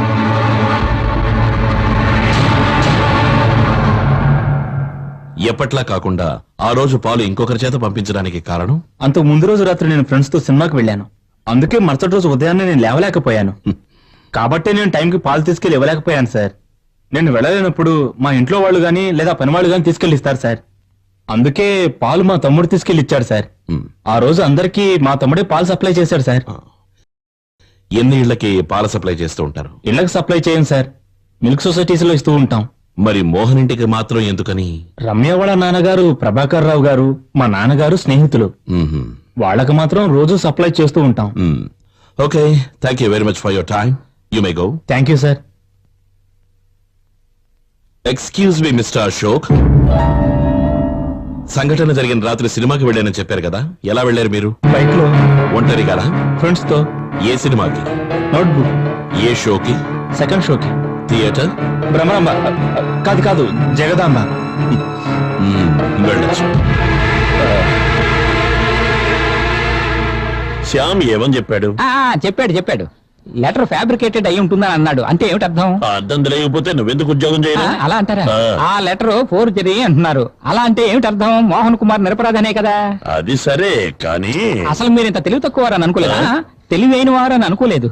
అది కాదు, శ్యామ్ అలా చెప్పాడు అంటే దానికి ఏదో ఓ కారణం ఉంటుంది. కారణం ఉంది కదా, మోహన్ కుమార్ ని రక్షించాలని. శ్యామ్ కి మోహన్ కి పడదన్న విషయం అందరికీ తెలుసు. అలాంటప్పుడు శ్యామ్ మోహన్ ఎందుకు కాపాడతాడు? ఆ విషయం నాకు తెలియదు. ఒకవేళ ముఖ్యమంత్రి ఏదైనా మంచి ఆఫర్ శ్యామ్కి ఇచ్చి ఉండొచ్చు కదా. మోహన్ అసలే ఆస్తి పాస్తులు ఏమని, తండ్రి ఎవరో తెలియనటువంటి వాడని, అతను ఒక ఆదర్శవంతుడని ఒకవేళ ఇలా చేసి ఉండొచ్చు కదా. అందరూ నీలాగా ఉండరు. అసలు రమ్య హ్యాండ్ రైటింగ్ వల్లే సమస్య. ఏమిటా సమస్య? ఆ లెటర్ రమ్య రాసిన హ్యాండ్ రైటింగ్ అని హ్యాండ్ రైటింగ్ ఎక్స్పర్ట్స్ కనిపెట్టారు కదా. ఆ విషయం వాళ్ళకి తెలియదా? నేను బల్లగుద్ది చెప్పగలను, ఈ విషయంలో ముఖ్యమంత్రి శ్యామ్ ఒకటయ్యారని. అందువల్లే శ్యామ్కి కేసును అప్పగించి ఇన్వెస్టిగేషన్ చేయమంటున్నారు. ఇక శ్యామ్ ప్రసాద్ ఏం చెబితే అది జనాలందరూ ఒప్పుకు తీరాల్సిన గతి పట్టింది. ఎందుకంటే ఇది ఒక రాజకీయం కదా. తప్పదు మరి.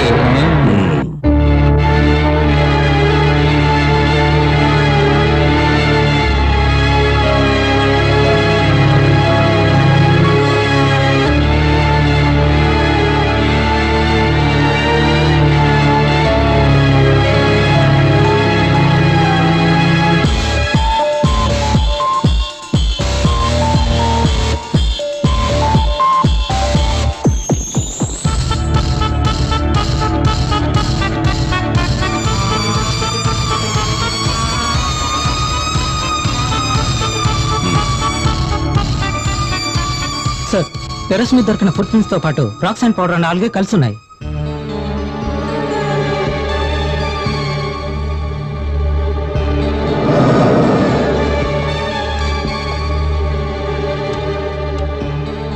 ఈ ప్రింట్స్ కి ఈ కేసుకి సంబంధం ఉంటుందని మీరు ఎలా అనుకుంటున్నారు? మనం ఈ ఇంటి చుట్టుపక్కల నుంచి కొన్ని శాంపిల్స్ తీసి సేకరించాం. అందులో 3 ఫుట్ ప్రింట్ శాంపిల్స్ లో మనకి రాక్స్ అండ్ పౌడర్ ఆల్గైన్ సబ్స్టెన్స్ 3 చోట్ల కనిపించాయి. Kitchen, dining, bedroom. అంటే టెర్రస్ మీద ఉన్న వ్యక్తి, అది ఎవరైనా సరే, ఆ వ్యక్తి డైనింగ్ రూమ్ ద్వారా రమ్య బెడ్రూమ్ లోకి ప్రవేశించాడు. Sir that means? Now it means nothing, but there is something. Sir ఒకవేళ ప్రింట్స్ ఇంట్లో వాళ్ళు ఎవరైనా అయి ఉండొచ్చుగా? ఆ ఇంట్లో ఉన్నది మొత్తం 3. రమ్య, మోహన్ కుమార్, పని మనిషి. టెర్రస్ లో మనకు కనిపించిన ఫుట్ ప్రింట్ యొక్క కొలత 12 ఇంచులు. అంటే అది ఖచ్చితంగా మగవాళ్ళు ఉపయోగించే చెప్పుల ప్రింటేనని దృఢమైంది. What's Mohan's foot size? 10 inches.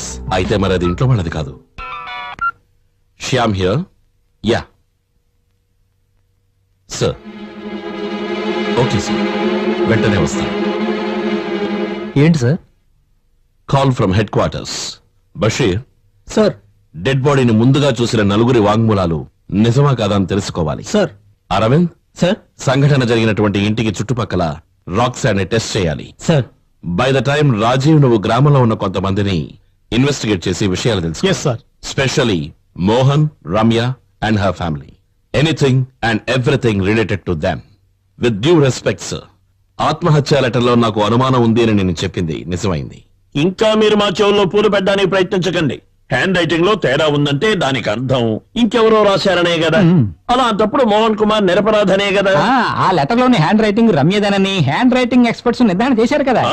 అంటే హ్యాండ్ రైటింగ్ ఎక్స్పర్ట్స్ తప్పు చేశారన్న మీ ఉద్దేశం? నో సార్, వారు ఎటువంటి తప్పు చేయలేదు.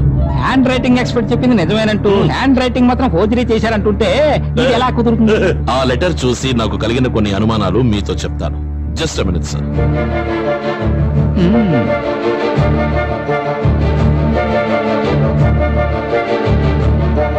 రమ్య రాశారు అని చెప్పబడుతున్న ఆత్మహత్య లెటర్ ఇది.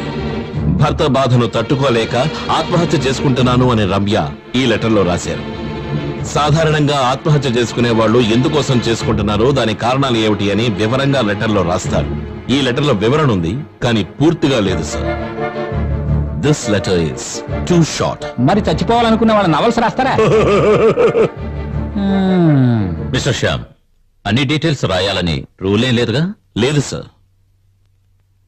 ఈ బుక్ లో రాసినటువంటి పద్ధతి, ఇందులోంచి ఒక పేజీని ఎగ్జాంపుల్ కోసం తీశారు. This is a home science note book. ఇందులో ఉన్నది పూర్తిగా వెజిటేరియన్ రెసిపీస్. ఇదే విధంగా ఇంకో 2 బుక్స్ రమ్య టేబుల్ మీద కనిపించాయి. ఇందులో ఒక దాంట్లో నాన్ వెజిటేరియన్ రెసిపీస్, మరొక దాంట్లో డెసర్ట్ రెసిపీస్. 3 ఉన్నది ఒకే విధమైన హ్యాండ్ రైటింగ్. ఈ 3 బుక్స్ ని మీరు కాస్త శ్రద్ధగా పరిశీలించాలి.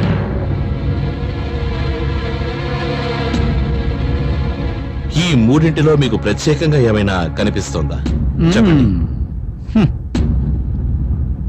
నాకు కనిపించింది. Tell me. ఈ 3 కూడా మన తెలుగులో నటిస్తున్నటువంటి సూపర్ హీరోయిన్స్ ఫోటోలే కదా.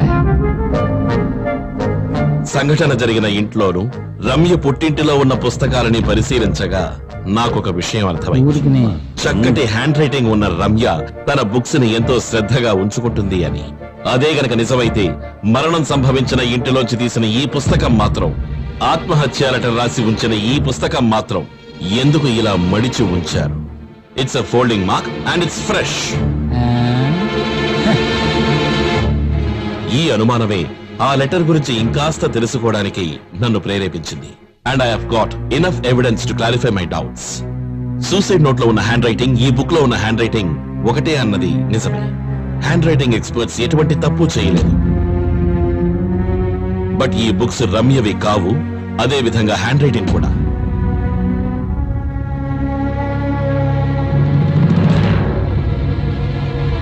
ఏం మాట్లాడుతున్నారు సార్ మీరు? ఇవి చనిపోయిన రమ్య రూమ్ లో దొరికిన పుస్తకాలే కదా. అవును, కాదని నేను చెప్పలేదు కదా సార్. డిగ్రీ ఫైనల్ ఇయర్ చదువుతున్న సమయంలోనే రమ్యకి వివాహం అయింది. తను హోమ్ సైన్స్ చదవడానికి అసలు వెళ్ళనే లేదు. సాధారణంగా హోమ్ సైన్స్ చదవడానికి ఇష్టం లేని అమ్మాయిలకి ఒక రకమైన అలవాటు ఉంటుంది. అది మిగతా వారి నోట్బుక్స్ తీసుకొచ్చి అది చూసి రాయడం. ఒకవేళ ఆ రకంగా తీసుకొచ్చిన నోట్బుక్స్ అయ్యిండొచ్చుగా ఇవి. మన బ్యాడ్ టైం ఏమిటంటే ఈ బుక్స్ లో పేరు కూడా లేదు. ఇది ఈయన ఊహాగానం మాత్రమే. నో, ఇవి నేను రమ్య వాళ్ళ పుట్టింట్లోంచి తీసినటువంటి తన నోట్బుక్స్. ఈ బుక్స్ లో ఉన్న హ్యాండ్ రైటింగ్, రెసిపీస్ లో ఉన్న హ్యాండ్ రైటింగ్ రెండు వేరు వేరు సార్. శ్యామ్, నీ ఉద్దేశం ఏమిటి? Very simple sir. ఏదో అంతుపట్టనే కారణం కోసం రమ్య ఆత్మహత్య చేసుకుంది. మరి ఈ నిందను మోహన్ కుమార్ పైన వేయడానికి ఎవరికి ఏ అవసరం ఉందో తెలియలేదు. హ్యాండ్ రైటింగ్ ఫోర్జరీ చేయగల తెలివైన వాళ్ళు మన దేశంలో ఉంటూ ఉండగా ఇదేమీ వారికి అసాధ్యమైన కార్యం కాదు. కానీ రమ్య హ్యాండ్ రైటింగ్ అనుకుని ఈ రెసిపీ బుక్స్ ఆధారం చేసుకుని వారు రాయడమే వారు చేసినటువంటి తప్పు. ఏదో తప్పు చెప్తున్నాడు. వాడు తెలివైన వాడండి. సార్ సార్ నా మాట వినండి. నోర్మయ్, నాకు ఇంకేం చెప్పొద్దు. ఈ శాస్త్రి నాకు జరగాల్సింది. చూడండి, నేను చెప్పింది నిజమేనని నిరూపిస్తాను. మీరు నా మీద నమ్మకం ఉంచుకుని ధైర్యంగా వెళ్ళండి. నాయనా చంద్రశేఖర, నన్ను ఈ మాత్రం బ్రతకనివా? మీరేం దిగులు పడకండి. 4-3 లెటర్ ఎవడు రాశాడో వాడు కనిపెట్టే లోపుగానే నేను అన్ని కనిపెట్టి తీరుతాను. నువ్వు నన్ను బ్రతకనిచ్చేలా లేవు గాని ఇన్వెస్టిగేషన్ ఆపే. ఇక నువ్వు ఈ కేసు విషయంలో గనక తల దూరిస్తే రౌడీలు పిలిపించి నీ కాళ్ళు చేతులు నరికేమిస్తాను. కాళ్ళు బతుకుంటే బలుసాకైనా తినచ్చు. దేవుడా. CM is very much impressed. Nomination వేయకముందే ఈ కేసు సాల్వ్ అయిపోతుందని ఆయన గట్టి నమ్మకంతో ఉన్నారు. అది సాధ్యం నాకు అనిపించడం లేదు. Why? ఇంకా వారం రోజులు ఉందిగా. ఆ లెటర్ ఫ్యాబ్రికేషన్ ఫ్రాడ్ ని పట్టుకోవడం చాలా తేలికవుతుంది. Actually I'm not after that. నేను వెతుకుతున్నది వారిని కాదు. మరి ఇది ఆత్మహత్య కాదు సార్. It's a murder. What the hell are you talking? That's the truth sir. And it's well planned brutal murder. అతి తెలివైన ఒక హంతకుడి చాతుర్యం. But don't worry sir, trust me. Just trust me.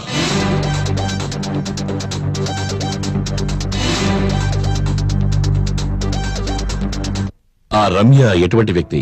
I mean her character. చాలా reserve type sir. మీరిద్దరూ కలిసి చదువుకున్నారు కదా? అవును సార్. రమ్య నా జూనియర్. మోహన్ ఎలక్షన్ కమిటీ ఆఫీస్కి వచ్చినప్పుడు మీరెక్కడున్నారు? నేను మా చుట్టాలింటికి వెళ్ళాను సార్. ఎక్కడికి? శ్రీకాకుళానికి. ఎందుకని? డబ్బు అవసరం అయితే అడుగుదామని వెళ్ళాను. మోహన్ గారి కోసమే. చదువుకుంటున్న కాలంలో రమ్యకి మోహన్ అంటే ఇష్టమని మీకు తెలుసా? తెలియదు సార్. మోహన్ రమ్యని డబ్బు అడగడానికే కదా వెళ్ళాడు. మరి మీకెందుకు ఆశ్రమ? క్యాంపెయినింగ్ కి కాస్త డబ్బు అవసరమయ్యి, అదే కాక కొన్ని సంవత్సరాల క్రితం మోహన్ అనే దగ్గర అప్పు తీసుకున్నాను. ఈ టైంలో గనక నేను అది ఇవ్వగలిగితే ఆయనకి ఉపయోగపడుతుందని. అయితే డబ్బు దొరికిందా? లేదు. నేను అక్కడికి వెళ్ళేసరికి వాళ్ళు అక్కడ లేరు. వేరే ఊరికి వెళ్ళారట. అదెలా తెలిసింది? వాళ్ళని మొబైల్లో కాంటాక్ట్ చేస్తే వాళ్లే చెప్పారు. అయితే మరి మొబైల్లో కాంటాక్ట్ చేసిన తర్వాత వెళ్ళుంటే బాగుండేది కదా. అదేంటంటే మోహన్ రమ్యల వివాహం గురించి మీ అభిప్రాయం ఏమిటి? నిజం చెప్పాలంటే నాకు ఇష్టం లేదు సార్. కారణం? ముఖ్యంగా రమ్య క్యారెక్టర్ ఒక రాజకీయ నాయకుడికి భారీగా ఉండడానికి సరిపడదు. అంతేకాక రమ్య వాళ్ళ నాన్నగారు ప్రభాకర్ గారికి ఉన్న అభ్యంతరం ఏమిటి? ఆయన ఒక స్వార్థపరుడు సార్. మృగంలా ప్రవర్తిస్తాడు.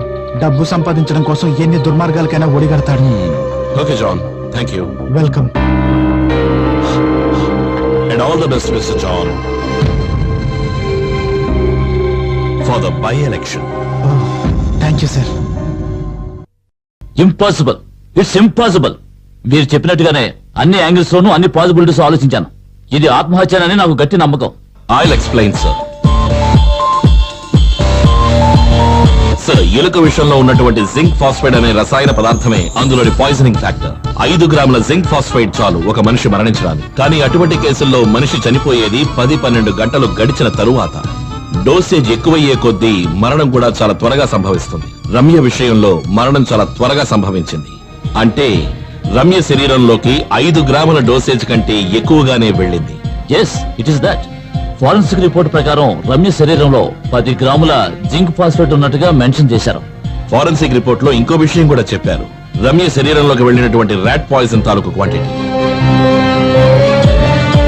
20 గ్రామ్స్. సార్, ఇక నేను చెప్పబోయేదాన్ని శ్రద్ధగా వినాలి.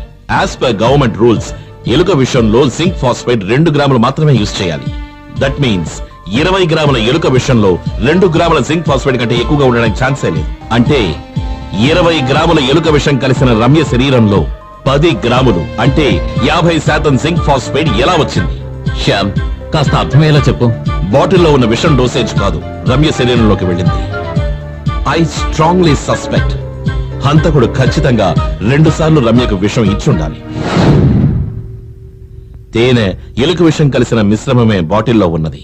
అంటే తేనె ఎలుక విషం మాత్రమే కాకుండా హై డోస్ జింక్ ఫాస్ఫైడ్ తో కలిపినటువంటి మిశ్రమమే రమ్య శరీరంలోకి వెళ్ళుండాలి. ఎందుకు రమ్యకు 2 సార్లు విషం ఇచ్చుంటాడు? బాటిల్లో ఉన్న మిశ్రమం పోలీసుల్ని మిస్లీడ్ చేయడం కోసం. సార్, ఇది మర్డర్ కనుక అయితే దానికి 2 పాసిబిలిటీస్ ఉన్నాయి. కావాలని ఎవరైనా బలవంతంగా విషయం పట్టించడం, లేదంటే పాలల్లో విషయం కలిపిన తేనెను కలపడం. ఈ 2 విధాలుగానూ జరగలేదని మనకు నిర్ధారణ అయింది. నాకు తెలిసినంత వరకు ఇది హత్య అయ్యే అవకాశం లేదు. అయితే ఇది హత్యే అని అనడానికి ఎటువంటి ఛాన్స్ లేదండి. No, it's impossible. నేనొక పాసిబిలిటీ చెప్తాను. సపోజ్ ఇద్దరో లేక అంతకంటే ఎక్కువ వ్యక్తులు కలిసి రమ్యను హత్య చేయడానికి ప్రయత్నించుండొచ్చు. వారిలో ఒకరు మోహన్ కుమార్ వెళ్లిన తరువాత పని మనిషి తాళం వేసి వెళ్లిన ఇంటిని వేరే తాళంతో తీసి ప్రవేశించుండొచ్చు.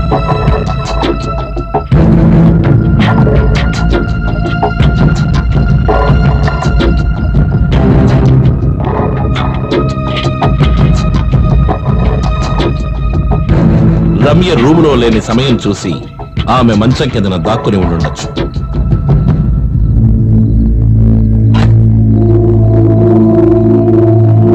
రమ్య తలుపు లాక్ చేసి పడుకుని నిద్రపోయి ఉండొచ్చు. రమ్య బాగా నిద్రలో ఉంది అన్న నమ్మకం వచ్చిన తర్వాత ఆ వ్యక్తి మంచం కింద నుంచి బయటికి వచ్చుండొచ్చు. తన చేతిలో ఉన్నటువంటి విషం బాటిల్ మూత తీసి తేనెతో కలిపిన విషాన్ని మెల్లగా రమ్య నోటిలో పోసుండొచ్చు.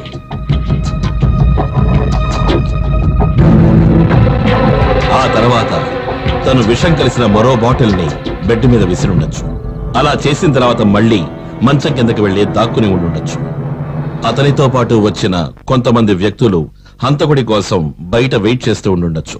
పని పూర్తయిందని తెలిసాక వాళ్ళు తలుపు తెరిచిన వెంటనే హంతకుడు కిచెన్ ద్వారా తప్పించుకుని ఉండుండొచ్చు. ఈ విధంగా జరిగుండొచ్చు. ఈయన ఎంతో మూర్ఖత్వంగా మాట్లాడుతున్నారు. నిద్రపోయే వాళ్ళ నోట్లో విషం పోస్తే అది కడుపులోకి వెళ్ళదు, వెంటనే మెలకు వస్తుంది. వాళ్ళు చనిపోయే ముందు బాగా స్ట్రగుల్ అయిన లక్షణాలు వాళ్ళలో కనిపిస్తాయి. ఒకవేళ ప్రతిఘటించగల పరిస్థితిలో రమ్య లేకుండా ఉండుంటే సార్, స్వయంగా తీసుకుందా లేదంటే ఎవరైనా బలవంతం పెట్టి తీసుకుందా అని తెలియలేదు. రమ్య 3 స్లీపింగ్ పిల్స్ తీసుకున్నట్టుగా ఫారెన్సిక్ రిపోర్ట్ లో ఉంది. నిద్ర మాత్రలు వేసుకుని నిద్రపోతున్న వ్యక్తి యొక్క నరాలు పనిచేయలేని పరిస్థితిలో ఉంటాయి. అటువంటప్పుడు ఎలా ప్రతిఘటించగలరు? ఓకే, ఒప్పుకుంటాను. బట్ ఎవడైనా హత్య చేసిన తరువాత అక్కడే ఉంటాడా? ఎలాగైనా తప్పించుకోవాలని చూస్తాడు కదా. ఒకవేళ పోలీసులు గనక ముందుగా వచ్చుంటే అతను పట్టుబడేవాడు. అదేగా మీరు అడగదలుచుకున్నది? ఎస్, పోలీసులు రావడానికి ముందుగా రూమ్ లో ఉన్న వాడిని తప్పించేందుకు దారి కల్పించడమే బయట వెయిట్ చేస్తున్న గ్యాంగ్ యొక్క కర్తవ్యం. సార్, పోలీస్ సర్వీస్ లో నేను ఈ రోజు వరకు ఇటువంటి స్టూపిడ్ రీజన్స్ ఏనాడు వినలేదు. వింతగా ఉంది. నేను ముందే చెప్పాను ఇది ఒక పాసిబిలిటీ అని. ఇలాగే జరుగుండాలి అని నేనేం నిర్ధారించట్లేదు. Then tell me what's your point? He said it's impossible. ఇది ఒక హత్యా ప్రయత్నం అవ్వడానికి ఎటువంటి ఛాన్స్ లేదని. అలాగే నేను చెప్పిన విధంగా జరిగే అవకాశాలు కూడా చాలా చాలా తక్కువ. ఒప్పుకుంటాను. But my question is it humanly possible? It is possible. That's my point. నువ్వు చెప్పిన దాన్ని బట్టి చూస్తే ఈ విధంగా హత్య చేసిన వాడు మాస్టర్ మైండ్ అయి ఉండాలి. మన ప్రతి కదలికని గమనించొచ్చు. తెలుసు సార్. దీన్ని మనసులో ఉంచుకుని నేను పత్రికా విలేకరుల ముందు ఇదొక ఆత్మహత్య అని ఒప్పుకున్నాను. నేను తప్పుదారి పట్టాను అన్న సంతోషంతో హంతకుడు స్వతంత్రంగా బయట తిరుగుతూ ఉండుండొచ్చు. అదే కదా నాకు కావాల్సింది.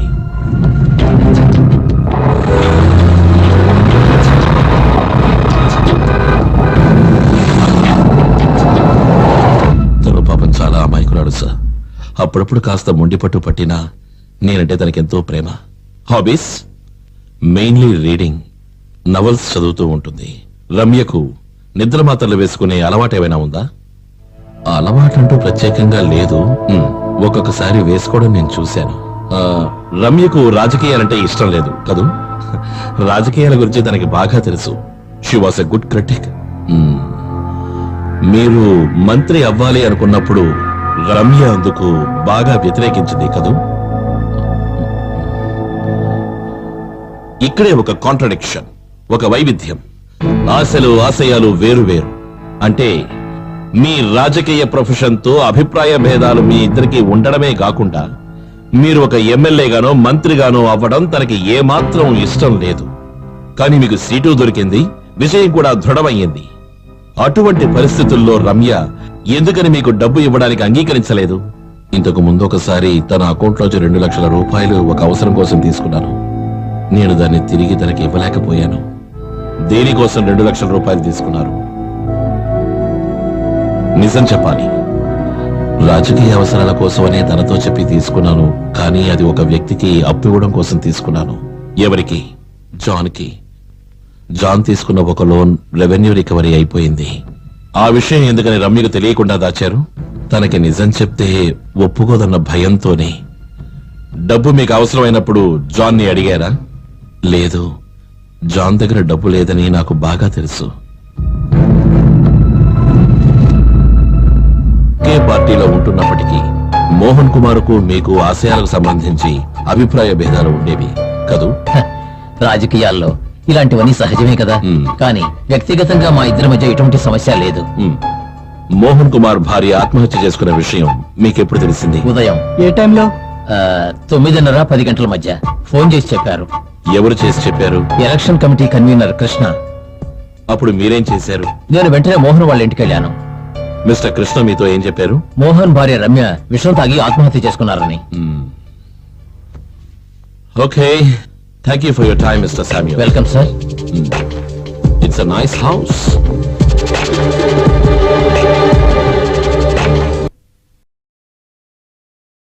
ఒక మర్డర్ కేసులో ముఖ్యంగా మనం చూడవలసినవి 4 విషయాలు: why, when, how and who.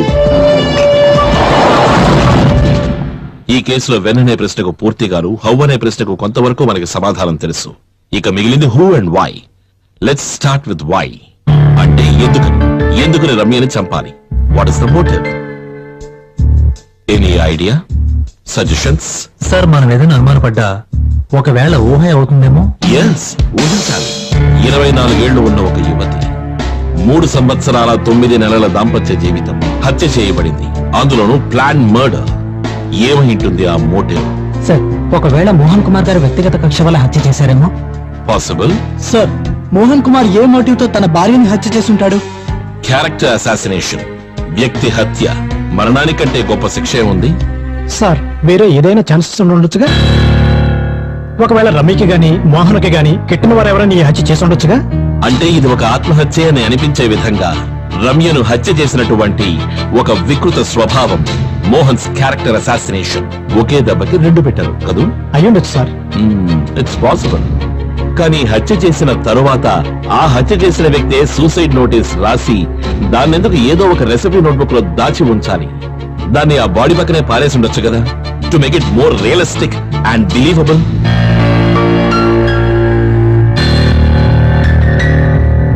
I think it's a time for a list of suspects. Excuse me sir, ఆ హంతకుడు ఈ లిస్ట్ లో ఉన్న వాళ్ళు అయి ఉంటారని ఏమిటి నమ్మకం? నమ్మకం కాదు, కానీ అవకాశాలు చాలా ఉన్నాయి. రమ్య ఇంటి గురించి, దినచర్యల గురించి బాగా తెలిసిన వ్యక్తే అయి ఉండాలి ఈ హత్య చేసిన వ్యక్తి. సార్, బెంగళూరు నుంచి ఆ రోజే వచ్చానని చెప్పిన పాలవాడి స్టేట్మెంట్, ఆ రోజు పేపర్ రావడం లేట్ ఉందని చెప్పిన పేపర్ వాడి స్టేట్మెంట్ నిజమేనని తేలింది కదా. Okay, so let's bring down the list. And what about Trinath? అతను చెప్పింది నిజమేనని మనం సేకరించిన టెలిఫోన్ బిల్ ద్వారా ప్రూవ్ అయింది. రమ్య గారు చనిపోయిన తర్వాత ఆ ఫోన్ నుంచి 2 అవుట్ గోయింగ్ కాల్స్ వెళ్ళాయి. 2 కాల్సా? అవును సార్, 7:38కి 7:40కి. ఫస్ట్ నంబర్ పోలీస్ స్టేషన్ ది. రెండో నంబర్ జాన్ శామ్యూల్ ది. John Samuel. I smell a rat. ఆ ఇన్సిడెంట్ గురించి ఇన్ఫర్మేషన్ ఇచ్చిన అతను. Shekhar sir, play the video. Yes sir.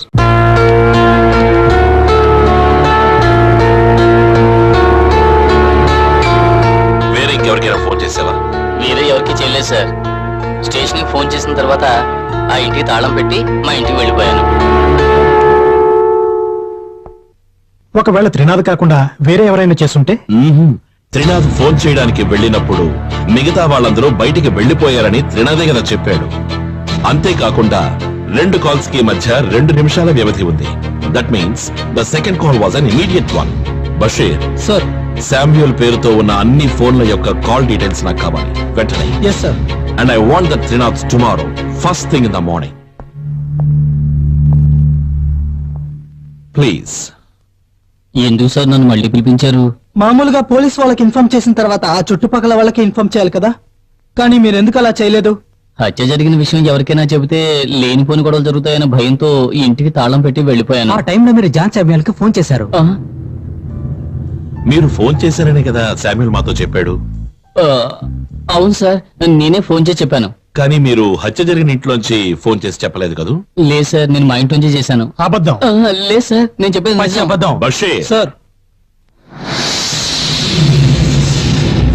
ఇది హత్య జరిగిన ఇంటి తాలూకు కాల్ డీటెయిల్స్. మీరు ఉదయం 7:35 పోలీస్ స్టేషన్ కి ఫోన్ చేసిన 2 నిమిషాల లోపలే అదే నంబర్ నుంచి జాన్ శామ్యూయల్ నంబర్ కి కూడా ఒక ఫోన్ కాల్ వెళ్ళింది. అది నువ్వే చేశావని మాకు బాగా తెలుసు. చెప్పు త్రినాథ్, నీకు శామ్యూయల్ కి ఉన్న సంబంధం ఏమిటి? మీరిద్దరూ ఏం మాట్లాడుకున్నారు ఆ రోజు? బై ఎలక్షన్ లో మోహన్ సీట్ దొరికినట్టు శామ్యూల్ ఫోన్ చేసి చెప్పాను. మోహన్ సీట్ వచ్చిన విషయం తెలిసి మోహన్ ఎలాగైనా తప్పించాలని శామ్యూల్ నాతో మాట్లాడాడు. ఆ రోజు పోలీస్ స్టేషన్ ఫోన్ చేసిన తర్వాత నేను శామ్యూల్తో ఫోన్లో మాట్లాడాను. నువ్వు నిజమే చెప్తున్నావా? అవును, నేను మోహన్ గారి ఇంట్లోంచి మాట్లాడుతున్నాను. నువ్వు అక్కడే ఉండు, నేను వెంటనే వచ్చేస్తాను. ఓకే. ఏమో ఏమైంది, దొరికారో లేదో ట్రై చేస్తా ఉన్నారు. నేనే ముందు చూశాను, ఆ తర్వాత మిగిలిన వాళ్ళకి తెలిసి వాళ్ళందరూ వచ్చారు. అప్పుడు ఒక్క నిమిషం, ఇప్పుడే వస్తాను. సార్, కానిస్టేబుల్ వెంకటేష్ వెళ్ళాడా? ఉన్నాడు సార్. వెళ్ళి పిలుచుకురా, నేను వచ్చాను. అలాగే సార్.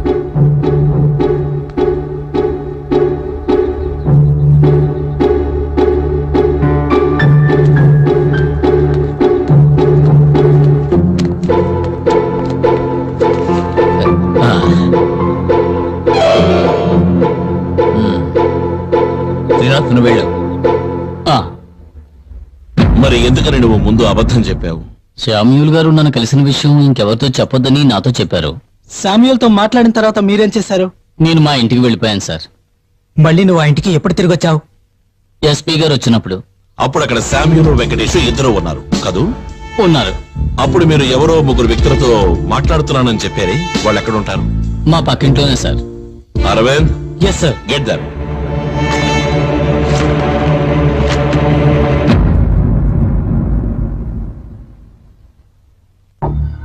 ఆ తర్వాత కానిస్టేబుల్ వెంకటేష్ ని మీరు చూసారా? చూసాం సార్. ఏం చూసారు? త్రినాథ్ అటువైపు వెళ్ళిన కాసేపటికి కానిస్టేబుల్ వెంకటేష్ కూడా అటువైపు వెళ్ళాడు సార్. అప్పుడు చేతులు ఏదైనా ఉందా? ఉంది సార్. చేతిలో ఏదో తీసుకెళ్ళడం చూశాను సార్. అతను దాన్ని జీపులో పెట్టి లోపలికి వెళ్ళిపోయాడు సార్. లేదురా, ఆయన చేతులు ఏం లేదు. ఆయన తిన్నగా ఇంట్లోకి వెళ్ళడం మేము చూసాం సార్. లేదురా, ఆయన చేతిలో ఏదో పార్సల్ ఉంది. ఆయన తీసుకెళ్లి జీపులో పెట్టాడు, నేను చూశాను. మర్యాదగా నిజం చెప్తారా లేకపోతే? రాజీ, ఏంటిది రాజీ? కాదు సార్, వీళ్ళు నేరస్తులేమి కారు కదా. They are trying to help us. మన దేశంలో పోలీసులకు భయపడే చాలా మంది నోరు తెరవడం లేదు. అది ప్రజల తప్పు కాదు, మన పోలీసుల తప్పు. మీరు చెప్పే కొన్ని విషయాలు, కొన్ని దృశ్యాల నుంచి మాకు కొన్ని క్లూలు దొరుకుతాయి. మీరు మాతో ఓపెన్ గా మాట్లాడచ్చు, ఎవరు భయపడాల్సిన అవసరం లేదు. నాకు మీ యొక్క సహాయం కావాలి. Will you help me? We will help you. That's it. అయితే మీరు మీ మాట మీద నిలబడతారా? తప్పకుండా sir. Sure sir. Very good. ఆ సమయంలో మీరు చూస్తుండగా వేరే ఏదైనా సంఘటన జరిగిందా? నాకు ఇప్పుడే గుర్తొచ్చింది సార్. ఆ సమయంలో రమ్య వాళ్ళ నాన్నగారు ఒక కానిస్టేబుల్ గొడవ పడ్డారు సార్. అవును సార్, అక్కడ గొడవ జరిగింది. సిఐ జోక్యం చేసుకుని సమస్య తీర్చారు సార్. ఈ సంఘటన జరిగింది అక్కడికి వెంకటేష్ రావడానికి ముందా లేక తరువాత? అదేమిటంటే వచ్చిన తర్వాతే సార్. ఏమిటి అభిప్రాయ భేదాలున్నాయా? ఉన్నాయి సార్, కానీ దానికి ముందే నా అనుమానం. Okay, thanks for your time. ఉంటాను సార్. సార్, ఇంతకు ముందు మీరే చెప్పారు కదా మనసులో ఉన్న సందేహాల్ని బయట పెట్టమని. అవును సార్, రమ్య గారు చనిపోయిన ఇంటి బయట మేము నిలబడి ఉండగా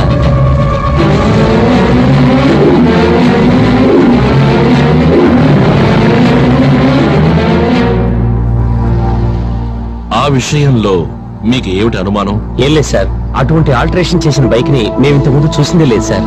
అది ఎవరిదో బయట వాడిదై ఉంటుంది. Sorry sir.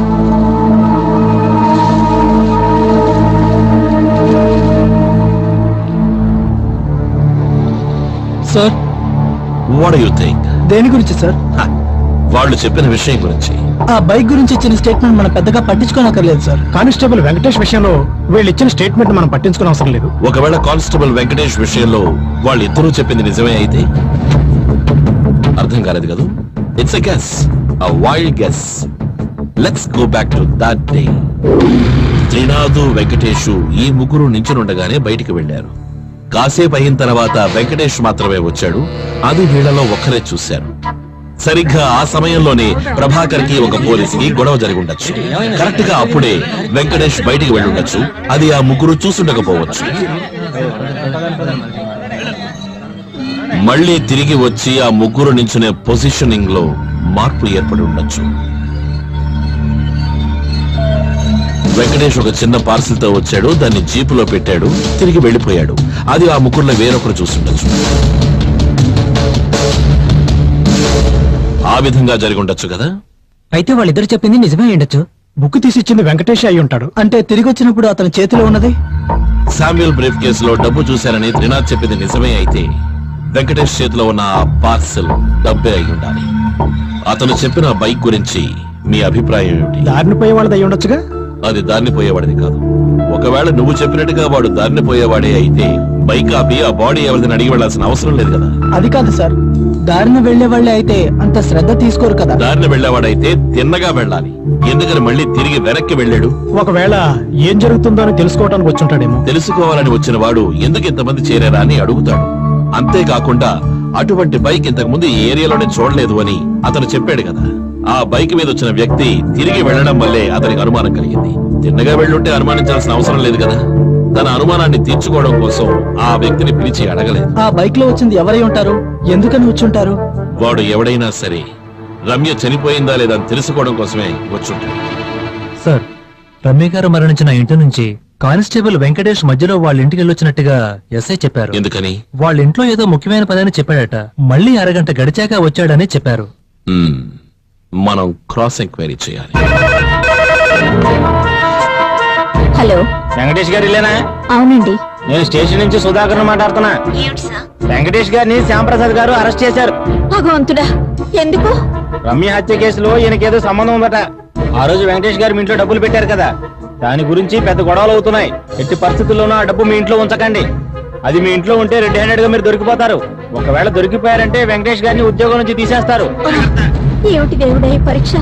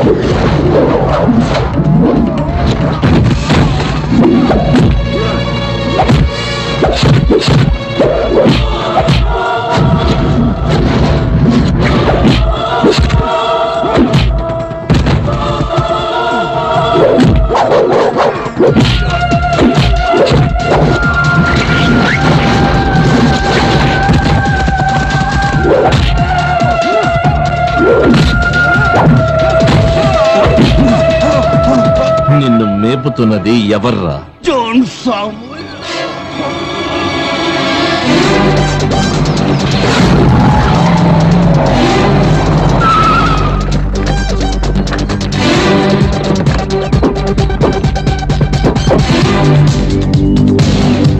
Mr. John Samuel, you are under arrest.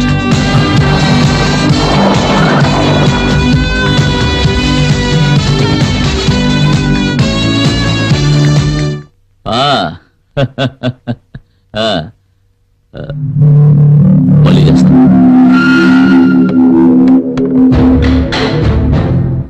I am arresting Mr. James Joseph IPS, who is under suspension.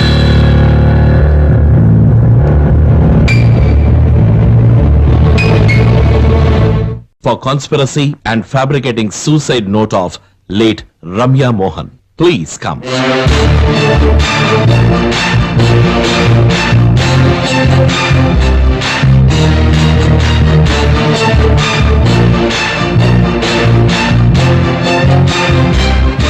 మీకు ఈ స్థితికి ఎవరో తెలుసు?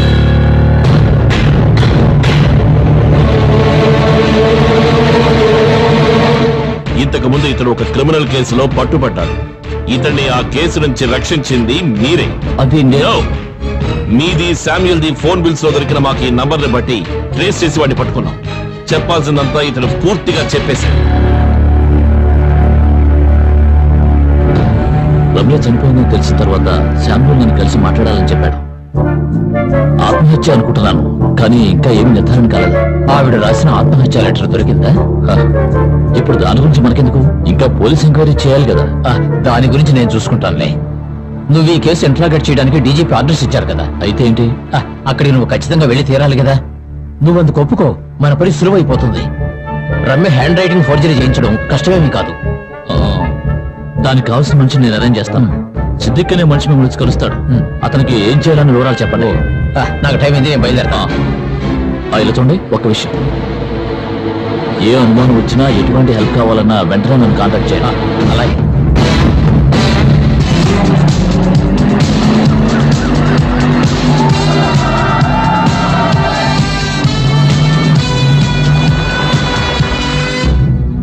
సార్, మనకు సంఘటనా స్థలంలో దొరికిన రాక్సాన్ పౌడర్ ఇక్కడదే సార్.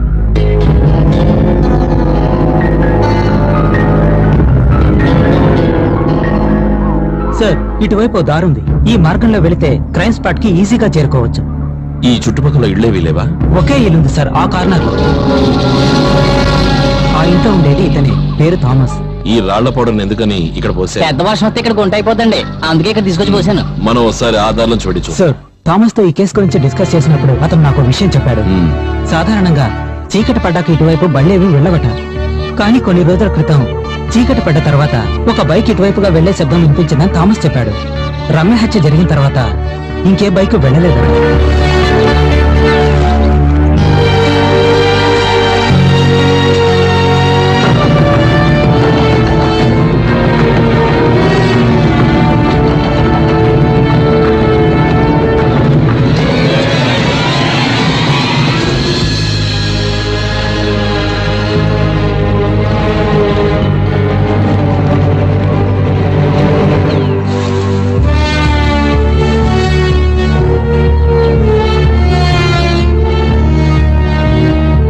సార్,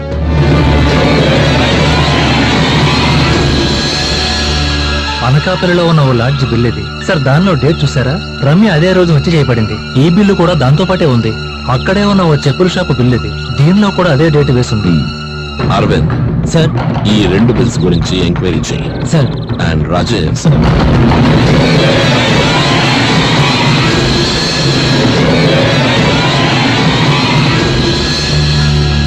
ఏమైంది సార్? ఇక్కడి నుంచి ఏదో ఒక వాసన వస్తుంది.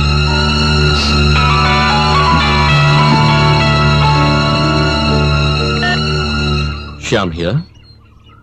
ఏంటి బషీర్, దొరికిందా? ఇప్పుడు ఎక్కడున్నావు? నేను వెంటనే వస్తున్నా. ఈ నూతిలోకి ఎవరైనా దింపండి. దొరికినవన్నీ కలెక్ట్ చేయండి. పబ్లిసిటీ వద్దు. Okay sir. అర్థమైంది కదా సార్?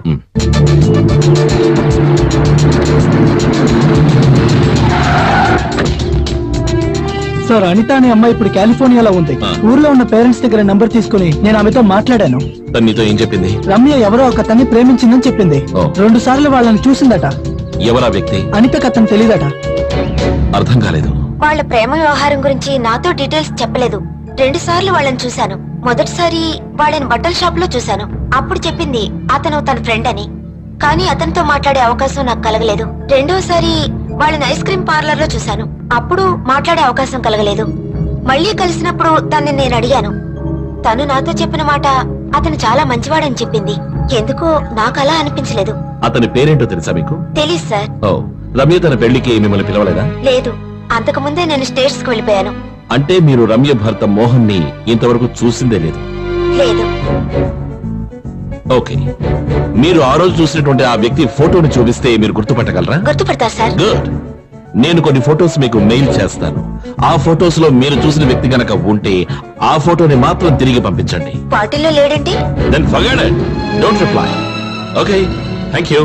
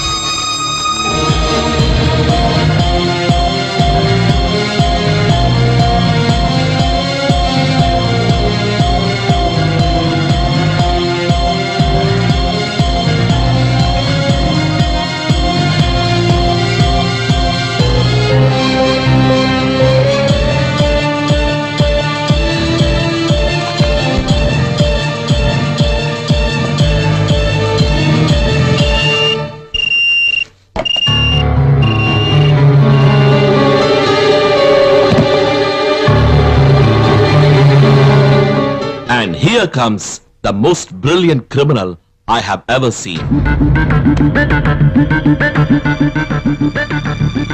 Clever culprit. సార్, మీరు అనేదేమిటి?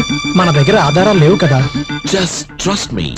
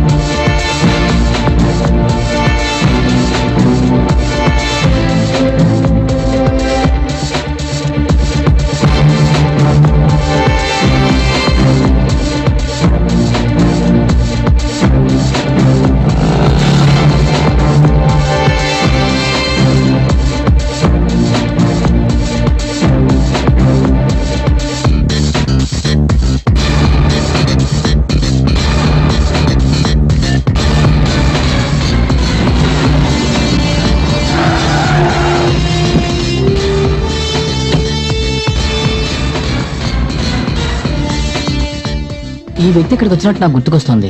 ఏం కొనడానికి వచ్చారు? అది నాకు తెలియదండి. ఇప్పుడు గుర్తుకొచ్చింది ఆయన ఏం కొన్నారో. ఏంటి ఆలోచించి చెప్తున్నారు? దానికి ఒక కారణం ఉంది sir. John Samuel real estate business లో నేను కూడా సరైన పార్ట్నర్ గా ఉండేవాడిని. విశాఖపట్నం పరిసర ప్రాంతాల్లో నేను చేసే రియల్ ఎస్టేట్ బిజినెస్ లో మోహన్ కుమార్ ఎప్పుడూ మాకు అడ్డుపడుతూ ఉండేవాడు. మోహన్ కుమార్ అడ్డు తొలగించుకోవడం కోసం మేం పనిన పన్నాగంలో రమ్య చనిపోయింది. ఒక సూసైడ్ నోట్ ను రాయించి దాని ద్వారా మోహన్ కుమార్ ని ఇరికించాలని నేను జాన్ సామ్యూల్ నిర్ణయించుకున్నాం. ఎస్పీ జేమ్స్ జోసెఫ్ ని, జాన్ శామ్యూల్ ని మేము అరెస్ట్ చేశాం. రమ్య ఆత్మహత్య గల కారణం ఏంటో మీరు కనిపెట్టారా? ఎస్, మీ ప్రశ్నలకు సమాధానం చెప్పడానికి మిస్టర్ శ్యామ్ ప్రసాద్ ఇక్కడికి రమ్మన్నాను.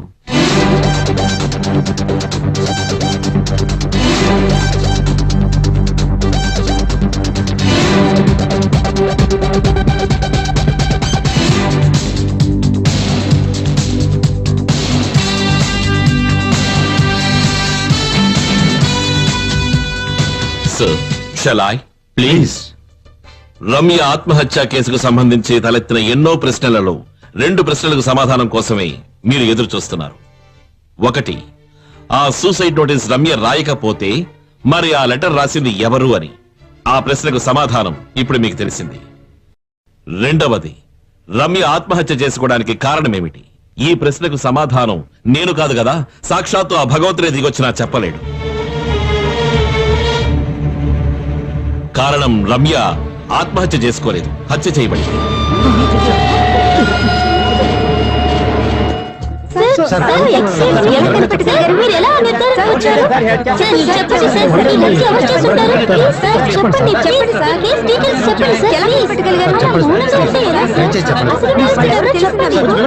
ప్లీజ్ కూర్చోండి, దయచేసి కూర్చోండి.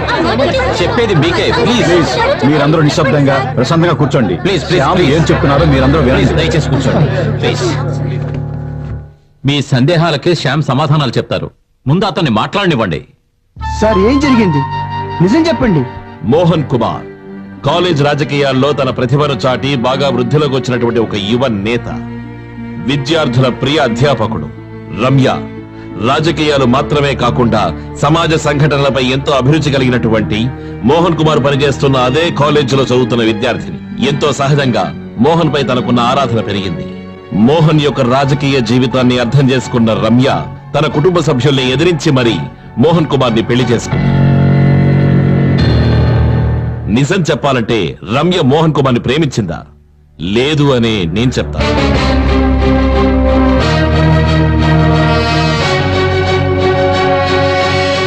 రమ్యకు మోహన్ కుమార్ పై ఉన్నది ఒక రకమైన ఫ్యాసినేషన్ మాత్రమే. భవిష్యత్తులో మోహన్ కుమార్ మంత్రి అయితే దాని మూలంగా కలిగే సౌకర్యాల మీద, సౌలభ్యం మీద ఉన్న మోహం మాత్రమే. అకస్మాత్తుగా అదృష్టం తన తలుపు తట్టి నిల్చున్నప్పుడు ఎన్నో సంవత్సరాలుగా ప్రేమించినటువంటి తన ప్రేమికుణ్ణి తిరస్కరించింది. ఎస్ మిస్టర్ మోహన్ కుమార్, మీకు పరిచయం కావడానికి ముందే రమ్య మరొక వ్యక్తిని ప్రేమించింది. మోహన్ కుమార్ ని పెళ్లి చేసుకున్న రమ్యని బ్లాక్మెయిల్ చేస్తున్నటువంటి వ్యక్తి మాజీ ప్రేమికుడు. వాడి అంతు ఎలాగైనా తేల్చాలని రమ్య నిర్ణయించుకుంది. ఏ విధంగా రమ్య వాడిని దూరం చేయాలనుకుంది, ఎందుకని రమ్యను వాడు చంపాలనుకున్నాడు అనే ప్రశ్నలకు సమాధానంతో వాడు ఇక్కడే మన మధ్యలోనే ఉన్నాడు. మిస్టర్ శ్యామ్, ఎవరది? The most brilliant criminal I have ever come across my career, Sumesh. No sir, నేను కాదు, నాకేం తెలీదు. నాట్ సురేష్, సుమేష్.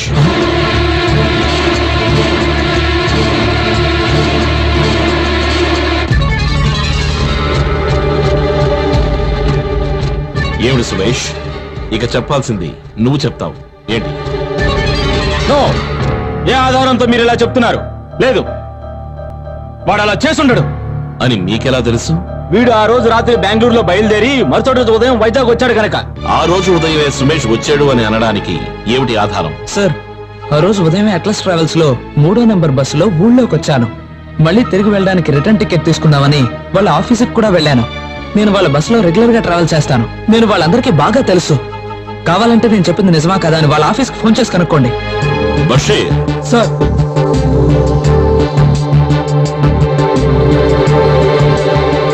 నీ పేరేంటి? వినోద్.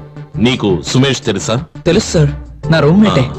ఇక్కడున్న ఇంకెవరికైనా సరే ఈ వినోద్ తో సంబంధ పరిచయాలు ఉన్నాయా?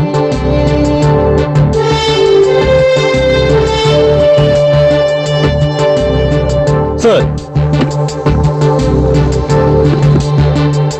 ఇప్పుడు ఎవరైనా వీడిని చూసినట్టుగా ఎవరైనా చెప్పగలరా?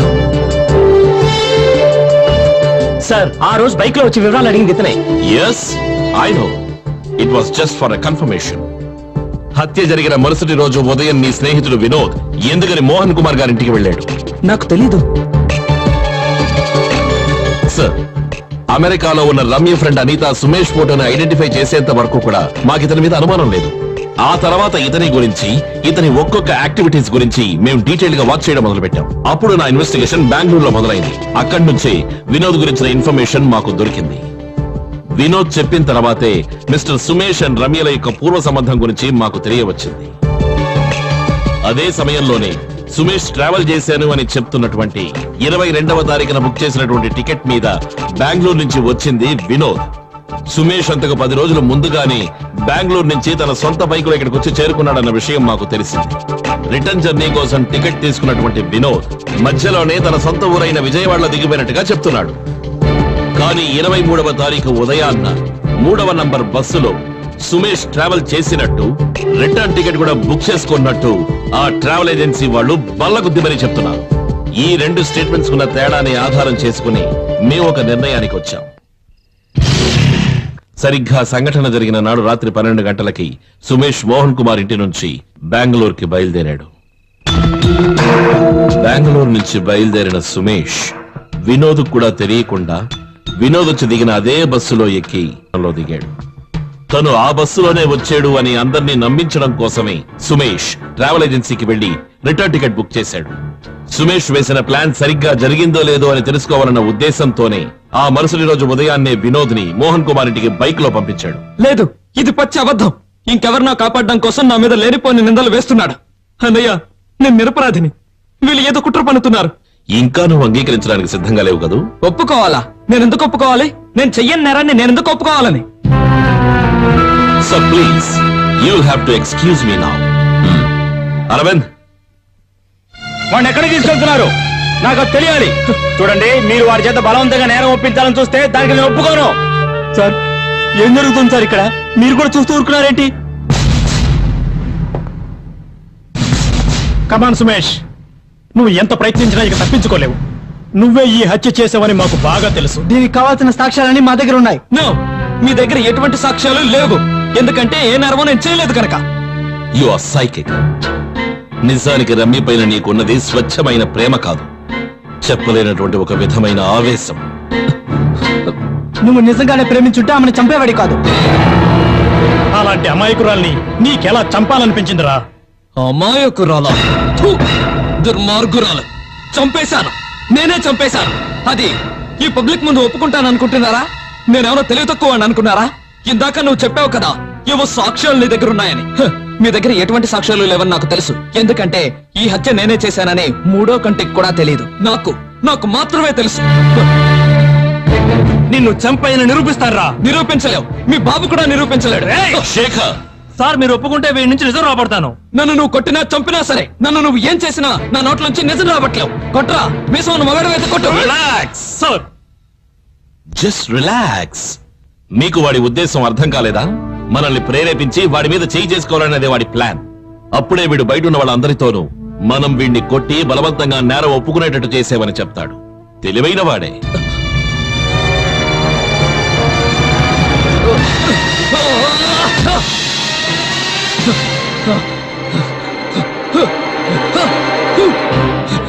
సార్, సార్, నన్ను కాపాడండి. బలవంతాన నా చేత ఈ నేరం ఒప్పించాలనుకుంటున్నాడు. చూడండి, మీరందరూ చూస్తున్నారుగా, రక్తం వచ్చేట్టు నన్ను కొట్టి ఆ నేరాన్ని ఒప్పుకోమని చెప్తున్నాడు. అన్నయ్య, నేను ఈ నేరం ఒప్పుకోకపోతే నన్ను చంపేస్తానని బెదిరిస్తున్నాడు. అన్నయ్య, నువ్వే నన్ను ఎలాగైనా కాపాడాలి. దుర్మార్గురాలు. చంపేశాను, నేనే చంపేశాను.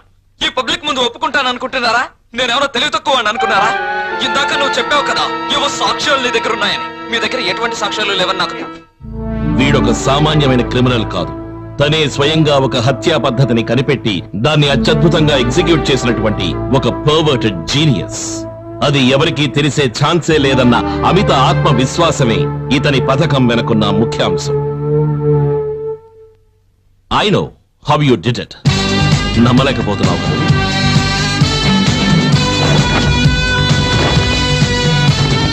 I can prove this.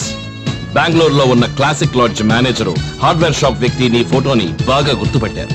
It's over Sumesh, it's all over. ఇక నువ్వే చెప్పాలి, చెప్పక తప్పదు.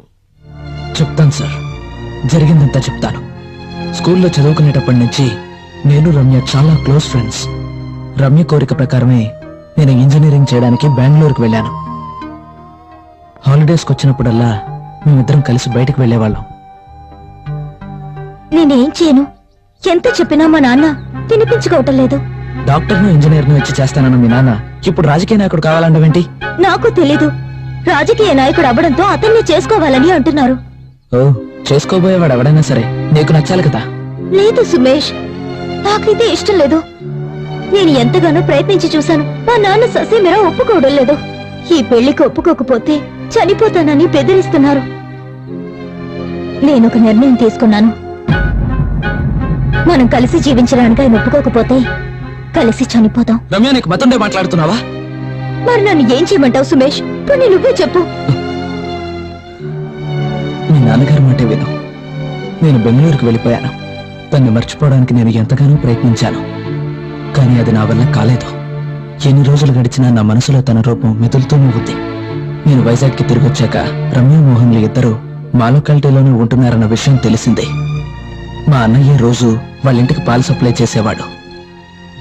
నాకు ఖాళీ ఉన్నప్పుడల్లా పాలు సప్లై చేసే వంకతో రమ్యని కలవడానికి వాళ్ళ ఇంటికి వెళ్ళేవాణ్ణి. నేను ఆమెను కలవడానికి వెళ్ళిన ప్రతిసారి ఆమె మౌనంగా తిరిగి వెళ్ళిపోయేది. ఒకరోజు నేను పాలివ్వడానికని రమ్య వాళ్ళ ఇంటికి వెళ్ళాను. మోహన్ రాజకీయాల్లో ఉన్న ఆస్తిపాస్తులంటూ ఏమీ లేవు. నువ్విప్పుడు చెప్తున్నావు. నేను ఈ విషయం నీకు చిలక్కి చెప్పినట్టు పెళ్లి కాకముందే చెప్పాను. అతనితో నువ్వు సుఖపడలేవు అని.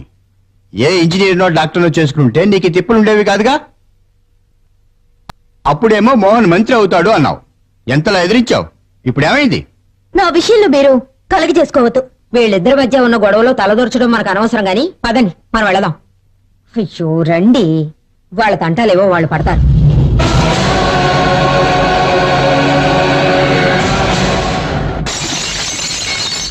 ఆ సంఘటన జరిగిన తర్వాత నేను బెంగళూరుకి తిరిగి వెళ్ళిపోయాను.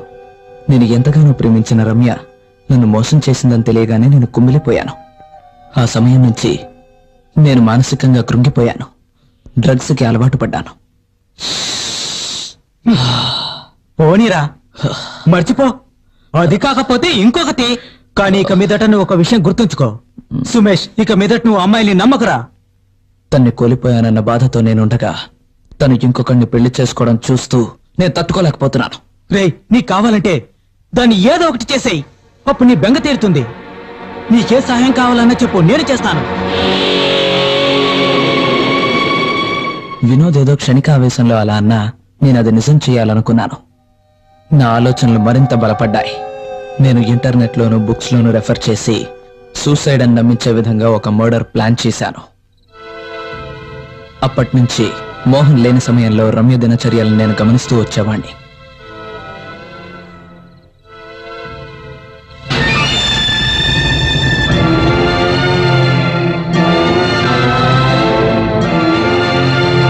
వాళ్ళింటి కిచెన్లో వాళ్ళు దాచిన కీని దొంగలించి దాన్ని డూప్లికేట్ కి తయారు చేయించాలనుకున్నాను.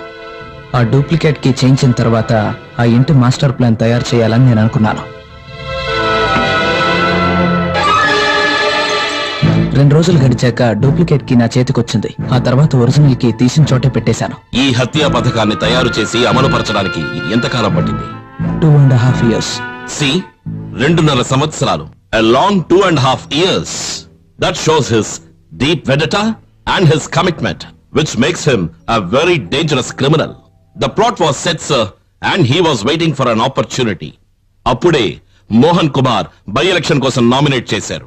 ఇదే సరైన అవకాశమని నిర్ణయించుకున్నాడు. 12వ తారీఖు బెంగళూరు నుంచి సొంత బైక్ లో బయలుదేరిన సుమేష్ మధ్యలో ఒక లాడ్జ్ లో బస చేశాడు. ప్రతిరోజు ఉదయం లాడ్జ్ నుంచి బయలుదేరే ఇతడు రాత్రి అయ్యేసరికి మోహన్ కుమార్ ఇంటికి చేరుకునేవాడు. 22వ తారీఖున మోహన్ కుమార్ పొరుగురికి వెళుతున్నాడని తెలిసిన ఇతడు బెంగళూరులో ఉన్న వినోద్ కి ఫోన్ చేసి అదే రోజున తన పేరున ఒక టికెట్ తీసుకుని విశాఖపట్నానికి రమ్మని చెప్పాడు. 22వ తారీఖు ఉదయాన్నే సుమేష్ లాడ్జ్ నుంచి బయలుదేరాడు. టెరసుపై ఉన్నటువంటి నాచు మీద తన ఫుట్ ప్రింట్స్ పడతాయన్న ఉద్దేశంతో లాడ్జ్ పక్కనే ఉన్న ఒక కొట్లో 12వ నంబర్ సైజుతో జత చెప్పులు కొనుక్కున్నాడు.